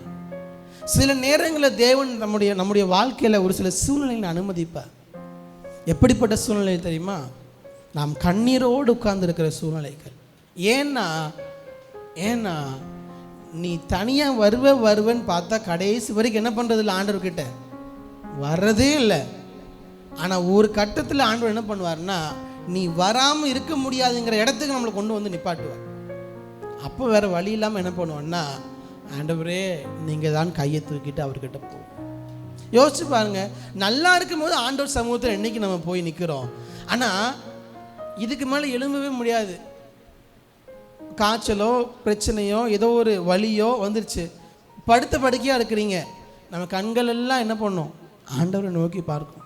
ஆண்டவர் சொல்கிறாரு, சில நேரங்களில் வேறு வழி இல்லை, அப்படித்தான் நம்ம ஆண்டவர் நமக்கு அவர்கிட்ட நம்ம வர வைக்கிறார். உங்களுக்கோ உங்கள் பிள்ளைகளுக்கோ குடும்பத்துக்கோ அல்லது நீங்கள் ஒரு ஃபினான்ஷியலாவோ இல்லாட்டி மனதளவிலோ ஏதோ ஒரு பிரச்சனை உங்கள் இருதயம் உடைக்கப்படும் பொழுது நீங்கள் என்ன செய்யணும்னு தெரியும் பொழுது, சில நேரங்களில் கணவன் மனைவிக்கு இடையில பிரச்சனை எதற்காகத்தான்னா, நீங்கள் ஆண்டவர்கிட்ட தனித்து இருப்பதற்காகத்தான். ஏன்னா நீ ஆண்டவர்கிட்ட வரவே இல்லை, நீ தனித்து தேவ சமூகத்தில் இருக்கவே இல்லை. ஆண்டவர் நீ தனித்து இருக்கும் வரை புதிய துவக்கத்தை பார்ப்பதற்கு வாய்ப்பே இல்லை. இதை நீங்கள் தீர்க்க தரிசனமாக கூட எடுத்துக்கொள்ளுங்க. நீங்கள் அவர் சமூகத்தில் தனித்து இருக்கும் வரை, யாக்கோப்பு பிந்தி தனித்து இருந்தது போல நாம் தனித்து இருக்கும் வரை புதிய துவக்கத்தை நம்மால் பார்க்கவே முடியாது. ஏன்னா இங்கே இந்த பிந்தி தனித்து இருக்கிறான். இங்கே ரொம்ப பியூட்டிஃபுல்லான ஒரு விஷயம் என்னென்னா, இவன் எதற்காக போனான்னா, ஏசாவை பார்த்து பயந்து கொண்டு என்ன பண்ணான், ஆண்டவர்கிட்ட போகிறான். ஏசா எனக்கு எதிராக நிற்கிறான், வந்து என்னை கொன்று வாங்குற பயத்தில் தான் ஆண்டவர்கிட்ட போகிறான். ஆனால் ஆண்டவர்கிட்ட போயிட்டு வந்ததுக்கப்புறம் பாருங்கள், ஏசா அப்படியே தான் இருக்கிறார். ஏசா ஒன்றும் மாறவே இல்லை, ஏசா அப்படியே தான் இருக்கிறார். ஆனால் ஆண்டவர்கிட்ட போனவுடனே யார் மாறிட்டான்னா, இந்த யாக்கோபு மாறிட்டார். அல்லேலூயா! எத்தனை பேர் நான் சொல்கிறது புரியுது? அல்லேலூயா! சில நேரங்களில் ஆண்டவர் ஒரு சில சூழ்நிலையை வைத்து நம்ம அவர்கிட்ட கொண்டு போவார். சூழ்நிலைகள் மாறணுங்கிற அவசியம் இல்லை, உங்களை மாற்றுறதுக்கு தான் அதை கொண்டு வர்றார் ஆண்டவர். நீங்கள் என்ன சூழ்நிலை போயிட்டுருக்கீங்கன்னு எனக்கு தெரியல, சூழ்நிலைகள் எதற்காகன்னா உங்களை மாற்றுறதுக்காக தான், என்ன மாற்றுறதுக்காக தான், நம்மை மாற்றுவதற்காகத்தான் தேவன் ஒரு சில கடினமான பாதையின் வழியாக நம்மை கொண்டு செல்லுகிறார்.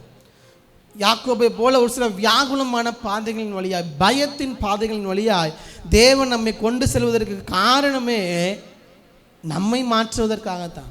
யாக்கோபு தேவ சமூகத்தில் அமர்ந்திருக்கும் பொழுது தான் யார் என்பதை அங்கே தான் உணர்ந்து கொள்ளுகிறார்.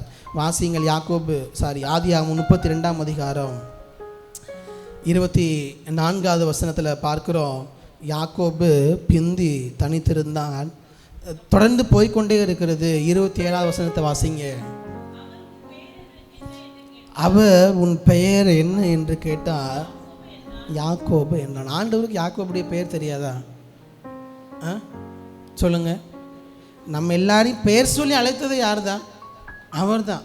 நம்ம எல்லாரோடைய உள்ளங்கையில் என்ன பண்ணி வச்சிருக்கிறாரா? வரைஞ்சி வச்சிருக்கிறார், பொறித்து வைத்து இருக்கிறார். நம்மை தொடுறவங்க அவருடைய கண்ணின் மணியை இமையை தொடுவது போல. அப்போ இந்த அளவுக்கு நம்மை குறித்து எல்லாம் அறிந்திருக்கிற தேவன் யாக்கோபு என்ன கேட்குறாரு? உன் பேர் என்னன்னு கேட்குறாரு. இத்தனை நாள் ஒவ்வொருத்தரையும் ஏமாத்திட்டு இருந்த யாக்கோபு இங்கே என்ன பண்ணுறாரு?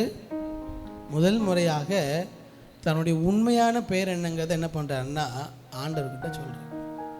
நீங்கள் இந்த உலகத்துக்கு நாம் என்ன மாய்மாலமான முகத்தை மாஸ்கை வச்சுனாலும் ஏமாற்றிக்கலாம். அந்த உலகத்தை நம்ம எல்லாரும் இந்த உலகத்துக்கு நாம் காட்டுகிற முகம் எப்படினாலும் இருக்கலாம். ஆனால் தேவனுக்கு முன்னாடி வரும் பொழுது அது எந்த மாஸ்க்கும் என்ன பண்ண முடியாதுன்னா கொண்டு வரவே முடியாது. அதுக்கு தான் ஆண்டவர் வெயிட் பண்ணிட்டு இருந்தார்.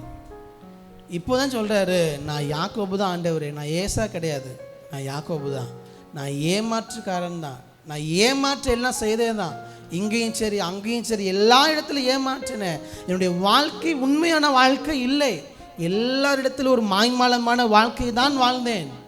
அது எல்லாத்தையும் ஏற்றுக்கொள்ளக்கூடிய ஒரு வார்த்தை தான் நான் யாக்கோபு என்கிற வார்த்தையை அவர் சொல்லுகிறார். நான் யாக்கோபு என்கிறார். ஏமாற்றுகிறேன், எல்லாரும் ஏமாற்றுகிறேன். இந்த கால நேரத்தில் ஆண்டவர் எதிர்பார்க்கிறதெல்லாம், நீங்கள் வேலை பார்க்குற இடத்துல நீங்கள் ஒரு மாஸ்க்கை போட்டுக்கலாம், சர்ச்சில் ஒரு மாஸ்க் போட்டுக்கலாம், உங்கள் வீட்டில் உறவுகள் மத்தியில் ஒரு மாஸ்க்கை போட்டுக்கலாம். யாருக்குமே இது தெரியாது, எல்லாருமே யாருக்குமே தெரியாது. என்னுடைய கணவனுக்கு கூட இது தெரியாது, என்னுடைய மனைவி கூட இது தெரியாது, என் பிள்ளைகளுக்கு கூட இது தெரியாதுன்னு நீங்கள் நம்மை ஏமாற்றி கொண்டு மாஸ்க் போட்டுக்கலாம். ஆனால் எங்கே நம்ம மாஸ்க் போட முடியாதுன்னா அங்கே ஒருத்தர் இருக்காரு பாருங்க, அவர்கிட்ட மாஸ்கே போட முடியாது. நான் மாஸ்க்குன்னு சொன்ன உடனே இந்த மாஸ்க்குன்னு நினச்சிடாதீங்க. இந்த மாஸ்க் இல்லை, நான் சொல்கிறது ஃபேஸ் மாஸ்க். ஒரு மாய்மாலமான வாழ்க்கை, உள்ள ஒன்று வச்சுட்டு வெளியே வாழ்கிற ஒரு வாழ்க்கை. உள்ள நம்ம வேற ஒன்று இருப்போம், நாம் செய்கிற தவறுகள் ஒன்று இருக்கும், யாருக்கும் தெரியாது நாம் செய்கிற தவறுகள். யாக்கோபு அப்படி தான் லாபானை ஏமாற்றினான். லாபானுக்கு தெரியாது என்று சொல்லி, யாருக்குமே தெரியாமல் நான் தனியாக இருக்கிறேன்னு சொல்லி எல்லா ஆடுகளையும் ஏமாற்றி இவனுக்கு ஏற்றார் போல் ஆடுகள் குட்டி போடுவது போல் எல்லா காரியங்களையும் செய்தார். ஆனால் இவன் நினச்சா லாபான் நம்ம பார்க்கலன்னு. ஆனால் ஆண்டவர் எல்லாத்தையும் என்ன தான் பண்ணிட்டு இருக்கிறார்? பார்த்து கொண்டு தான் இருக்க. எனக்கு அன்பான தேவ ஜனமே, ஒன்றும் மறந்துடாதீங்க. நீங்கள் பிந்தி தனித்திருக்கிற அனுபவம் அது வரும் வரை புதிய துவக்கம் நம்முடைய வாழ்க்கையில் இல்லை. நம்பர் 1. நம்பர் 2, நீங்கள் மாஸ்கை கலட்டுற வரைக்கும் புதிய துவக்கத்தை தேவன் தரவே முடியாது. நீங்கள் தேவ சமூகத்தில் ஒருவேளை இந்த கால நேரத்தில் நீங்கள் யாருக்குமே தெரியாது, இந்த நான் செய்த இந்த காரியம் எனக்கு மட்டும்தான் தெரியும்னு உங்கள் வாழ்க்கையில் ஒரு காரியம் இருக்குன்னா, இன்றைக்கு ஆண்டவரத்தில் அதை சொல்லுங்கள். ஆண்டவரே, நான் யாருக்குமே தெரியாமல் செஞ்சது தான், ஆனால் உங்களுக்கு தெரியும். You knows everything. உங்களுக்கு எல்லாமே தெரியும். நான் மாஸ்கோடவே இருக்க விரும்பலை. ஆண்டவர்கிட்ட மாஸ்கோட நம்மளால் இருக்கவே முடியாது. மாய்மாலமான வாழ்க்கை, ஹிப்போக்ரிசி வாழ்க்கை ஆண்டவர்கிட்ட வாய்ப்பே கிடையாது. ஆண்டவர்கிட்ட வரும் பொழுது, ஆண்டவர் நான் எப்படி இருக்கிறேனோ அப்படியே என்னை காட்டுறேனே, மன்னிங்க, என்னை சரிப்படுத்துங்க, என்னுடைய இந்த மாய்மாலமான வாழ்க்கையை சரிப்படுத்துங்கன்னு சொல்லி ஆண்டவர்கிட்ட கேட்கும் பொழுது, ஆண்டவர் அப்பொழுது தான் அவனுடைய வாழ்க்கையில் ஒரு புதிய துவக்கத்தை தருகிறார். அங்கே ஆண்டவர் சொல்லுகிறார், 28வது வசனத்தை வாசிங்க. 32:28. அப்பொழுது அவர், உன் பேர் இனி யாக்கோபு எனப்படாமல் இஸ்ரவேல் எனப்படும். ஆமென். ஒரே ஒரு காரியத்தை சொல்லி முடிக்கிறேன். தேவனுடைய இருதயத்தை தரக்கூடிய ஒரு காரியம், நம்முடைய வாழ்க்கையில் நடக்கக்கூடிய பல பிரச்சனைகளுக்கு இவங்க தான் காரணம், அவங்க தான் காரணம், இந்த சூழ்நிலைகள் தான் காரணம், என்னுடைய குடும்பம் தான் காரணம், பிசாசு தான் காரணம்னு பல பேரை காரணம் சொல்லிட்டே இருக்கிறோம். ஆண்டவர் இந்த காலை நேரத்தில் திட்டமும் தெளிவுமாக சொல்லுகிறார். உன் வாழ்க்கையில் நடக்கிற பல காரியத்துக்கு காரணம் என்ன தெரியுமா? யார் தெரியுமா? நான் தான். நீ தனிச்சிருந்தனா என்னைக்கோ ஒரு புதிய துவக்கம் வாழ்க்கையில் வந்திருக்கும். நீ உன் மாஸ்கை கலட்டி இருந்தனா என்னைக்கோ ஒரு புதிய துவக்கத்துக்குள்ளாக நீ போயிருப்ப. நீ பிந்தி தனித்திருக்காத வரை, நீ எனக்கு முன்பதாக உண்மையான இருதயத்தோடு வராத வரைக்கும் நீ மற்ற எல்லாரையும் சொல்லலாம், இவங்க சரியில்லை, அவன் சரியில்லை, என்னுடைய குடும்பம் சரியில்லை, என்னுடைய பிள்ளைகள் சரியில்லை, என்னுடைய கணவன் சரியில்லை, என்னுடைய மனைவி சரியில்லை. அது எதையுமே ஆண்டவர் மாற்ற போகிறதே இல்லை. ஆண்டவர் மாற்ற போகிறது நான் சரியாக இருக்கிறேன்னா அதைத்தான் மாற்ற விரும்புகிறேன். ஆண்டவர் உங்களைத்தான் மாற்ற விரும்புகிறார். அதில் தான் தேவன் ஆர்வம் காட்டுகிறாரே ஒழிய, ஆண்டவரே அதெல்லாம் தப்பாக இருக்குது, அதெல்லாம் தப்பாகவே இருக்கட்டும், நான் சரியாக இருக்கிறேன், நான் தேவனுக்கு முன்புதான். தயவாக இந்த புதிய மாதத்திற்குள்ளே போகிறோம். யாக்கோபினுடைய முதல் அனுபவத்தை போல, பெத்தேலை போல ஆண்டவருடைய ஆசீர்வாதத்தை வாங்கி கொண்டு அப்படி பழைய வாழ்க்கையிலே ஓட போகிறோமா, அல்லது இங்கே பெனியலின் அனுபவத்தை போல ஆண்டவரை என்னை மாற்றுகிறேன், என்னை மாற்றும் என்று சொல்லி நம்முடைய ஆவிக்குரிய வாழ்க்கையில் ஒரு புதிய துவக்கத்துக்கு நம்மை அர்ப்பணிக்க போகிறோமா? ஆண்டவர் அதைத்தான் எதிர்பார்க்கிறார். ஒரு புதிய துவக்கத்தை தருகிறார், புதிய அடையாளத்தை தருகிறார். இதுவரை தன்னுடைய சுய பலத்தால் எல்லாம் செய்திடலாம், எனக்கு அது இருக்குது இது இருக்குது, நான் எல்லாம் பார்த்துருவேன், நான் ஏசாவை கை கொண்டுருவேன், ஏசாவோடு நான் பார்த்துப்பேன், இப்படி எல்லாம் நினச்சிட்டு இருந்த யாக்கோபு இப்பொழுது இனிமேல் நான் அல்ல, ஆண்டவருடைய துணை இல்லாமல் என்னால் நடக்கவே முடியாதுங்கிற இடத்துக்கு ஆண்டவர் கொண்டு வந்துட்டார். அவனுடைய காலில் ஒரு சுளுக்கு வருது, இனிமேல் ஆண்டவருடைய துணை இல்லாமல் எதையும் செய்ய முடியாதுங்கிற இடத்துக்கு வந்து நிற்கிறார். இந்த காலை நேரத்தில் ஆண்டவர் விரும்புகிறதெல்லாம், நீங்கள் ஓடினது 5 மாதம் போதும், இந்த புதிய மாதத்திற்குள்ளே போக போகிற அடுத்த 7 மாதத்திற்குள்ளாக ஆண்டவர்கிட்ட சொல்லுங்கள், ஆண்டவர் என் பலத்தால் அல்ல, உங்கள் பலத்தால் அடுத்த 7 மாதத்தில் ஓடணும். அதுக்கு நீங்கள் பிந்தி தேவ சமூகத்தில் தனித்திருங்க. உங்களுடைய எல்லா மாஸ்கையும் கழட்டிட்டு நீங்கள் எப்படிப்பட்டவராக இருக்கிறீரோ அதை அப்படியே தேவ சமூகத்தில் காட்டுங்கள். அவர் நம்மை மன்னித்து ஏற்றுக்கொள்ள, எத்தனாகிய யாக்கோபுக்கு இத்தனை ஆசீர்வாதங்கள் ஆண்டவர் தருவார் என்று சொன்னால், அவருடைய பிள்ளைகளாகிய உங்களுக்கு எனக்கு தராமல் இருப்பாரா? கண்டிப்பாக தருவார். நம்ம எல்லாரும் கடங்கள் எளிமை நின்று தேவ சமூகத்தில் ஜெபித்து முடிக்க போகிற எல்லாரும், சிறு பிள்ளையிலிருந்து பெரியவர்கள் வரை தேவ சமூகத்தை நம்மை அர்ப்பணித்தவர்களாக, ஆண்டவரே தேவ சமூகத்தை நம்மை அர்ப்பணித்தவர்களாக, ஆண்டவர் விரும்புவதெல்லாம் ஒன்று தான். யாக்கோபு தேவ சமூகத்துக்கு வருவதற்கு 20 ஆண்டுகள் ஆகியது. 20 ஆண்டுகள். ஆண்டவர் இந்த நேரத்தில் நம்மோடு கூட பேசுகிறார். ஆண்டவரே, நான் உங்கள் சமூகத்தில் காத்திருக்கிறேன்ப்பா, நான் உங்கள் சமூகத்தில் வந்து அமர்ந்திருக்கிறேன். ஆண்டவரே, என்னை அப்படியே உங்களுக்கு முன்பதாக காட்டுகிற எந்த மாய்மாலமும் எனக்கு வேண்டாம். நம்ம நினச்சிட்டு இருக்கலாம், என்னுடைய எண்ணங்கள், என்னுடைய மோட்டிவ்ஸ் யாருக்குமே தெரியாதுன்னு. ஆனால் நமக்கு தெரியாத ஒன்று, ஹீ நோஸ் எவ்ரிதிங். நம்முடைய இருதயங்களை ஆராய்ந்து அறிந்திருக்கிற தேவனுக்கு மறைவாக இந்த உலகத்தில் ஒன்றுமே இல்லை. ஆண்டவர் நீ எப்போ உன்னுடைய உண்மையான இருதயத்தோடு அவர்கிட்ட வருவங்க தான் வெயிட் பண்ணுறாரு. புதிய துவக்கத்தை தருகிற தேவன். ஆண்டவர், என்னுடைய பலத்தினால் நான் ஓடின காலங்கள் போதும், உங்கள் பலத்தால் இந்த புதிய மாதத்திற்குள்ளே போகணும். ஒரு அர்ப்பணிப்பின் இருதயத்தோடு ஆண்டவரத்தில் சொல்லுவோம், ஆண்டவரே, என்னுடைய பலத்தால் அல்ல, என்னுடைய பணத்தால் அல்ல, என்னுடைய காரியங்களினால் அல்ல, இந்த புதிய மாதத்திற்குள்ளே நான் போக போகிறேன். என்னுடைய பலத்தால் எதுவும் இல்லை ஆண்டவரே, உங்கள் பலத்தால் நடத்துங்க, உங்கள் தயவால் நடத்துங்க, உங்கள் கிருபையால் நடத்துங்க. என்னை முழுவதுமாக உங்கள் சமூகத்தில் தருகிறேன் ஆண்டவரே, முழுவதுமாக தருகிறேன் ஆண்டவரே. உங்கள் சமூகத்தில் என்னை அர்ப்பணிக்கிறேன் என்று சொல்கிறவங்க எல்லாம் ஆண்டவருடைய சமூகத்தில் ஒரே ஒரு நிமிஷம் நம்ம அர்ப்பணித்தவர்களாக சொல்லுவோமா? ஹல்லேலூயா. தேவனே, நான் உமதண்டையில் இன்னும் நெருங்கி சேர்வதே என் ஆவல். நிமிஷம் இப்போ இந்த பாட்டையும் நம்முடைய மாஸ்கோடு பாடிவிடக்கூடாது. சும்மா பாடுறவங்கிறதுக்காக பாடிட்டு போயிடாதீங்க. ஆண்டவருக்கு நம்முடைய இருதயத்தில் இருக்க எல்லாமே தெரியும். அவரோடு அந்த தனிமையின் நேரத்தை தான் ஆண்டவர் எதிர்பார்க்கிறார். இந்த நேரத்தில் அர்ப்பணிப்பின் இருதயத்தோடு நம்முடைய இருதயத்தின் ஜெபமாக ஆண்டவரத்தில் சொல்லி ஜெபித்து முடிக்க போகிற, ஆண்டவரே உங்கள் சமூகத்தில் நான் இருக்கணும், உங்களை இன்னும் நெருங்கி சேரணும், அதுதான் என்னுடைய ஆவலாக மாறட்டும் ஆண்டவரே, அதுவே என்னுடைய ஆவலாக மாறட்டும். கடந்த 5 மாதங்கள் நம்ம ஓடின வாழ்க்கை இருக்கட்டும், பாஸ்ட் இஸ் பாஸ்ட். இந்த புதிய மாதத்திற்குள்ளே போக போகிற ஆண்டவரே, நான் உங்களோடு இருக்கணும் ஆண்டவரே, உங்கள் சமூகத்தில் காத்திருக்கணும். யாக்கோபு பிந்தி தனித்திருந்த அனுபவம், அந்த பெனியேலின் அனுபவம் இந்த புதிய மாதத்தில் என்னுடைய அனுபவமாக மாறட்டும். புதிய துவக்கத்தை தருகிற தேவன் என்னுடைய வாழ்க்கையில் அப்படிப்பட்ட அனுபவத்தை தருவீராக. அந்த திறந்த இருதயத்தோடு கூட அவரை பார்த்து சொல்லி முடிப்போமா? தேவனே நான் உமதந்த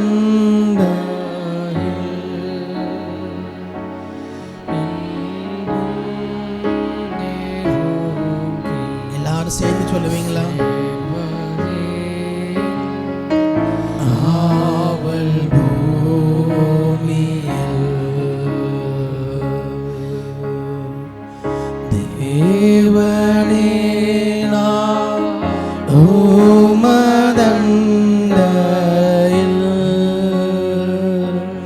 இன்னும் நெருங்கி சேவதே ஆவல் பூமியில் இன்னும் நெருங்கி சேர்வதே நாவல் இன்னும் நெருங்கி சேர்வதே நாவல் பூமியில். அப்படி எங்களை நடத்துங்க ஆண்டவரே. இயேசுவின் நாமத்தில் ஜெபிக்கிறோம் நல்ல பிதாவே, ஆமென். என் ஆத்மாவே கர்த்தரை ஸ்தோத்திரி, என் முழுவதுமே பரிசுத்த நாமத்தை ஸ்தோத்திரி. என் ஆத்மாவே கர்த்தரை ஸ்தோத்திரி, கர்த்தர் செய்த சகல உபகாரங்களையும் மறவாதே, ஆமென். நம்முடைய கர்த்தராகிய இயேசு கிறிஸ்துவின் கிருபையும் பிதாவாகிய தேவனுடைய அன்பும் பரிசுத்த ஆவியானுடைய அந்யுன்யமும் ஐக்கியமும் சந்தோஷமும் சமாதானமும் நம் அனைவரோடும் சகல பரிசுத்தவான்களோடும் உடைய வருகை நாற்பரியந்தம் என்றென்றும் இருப்பதாக.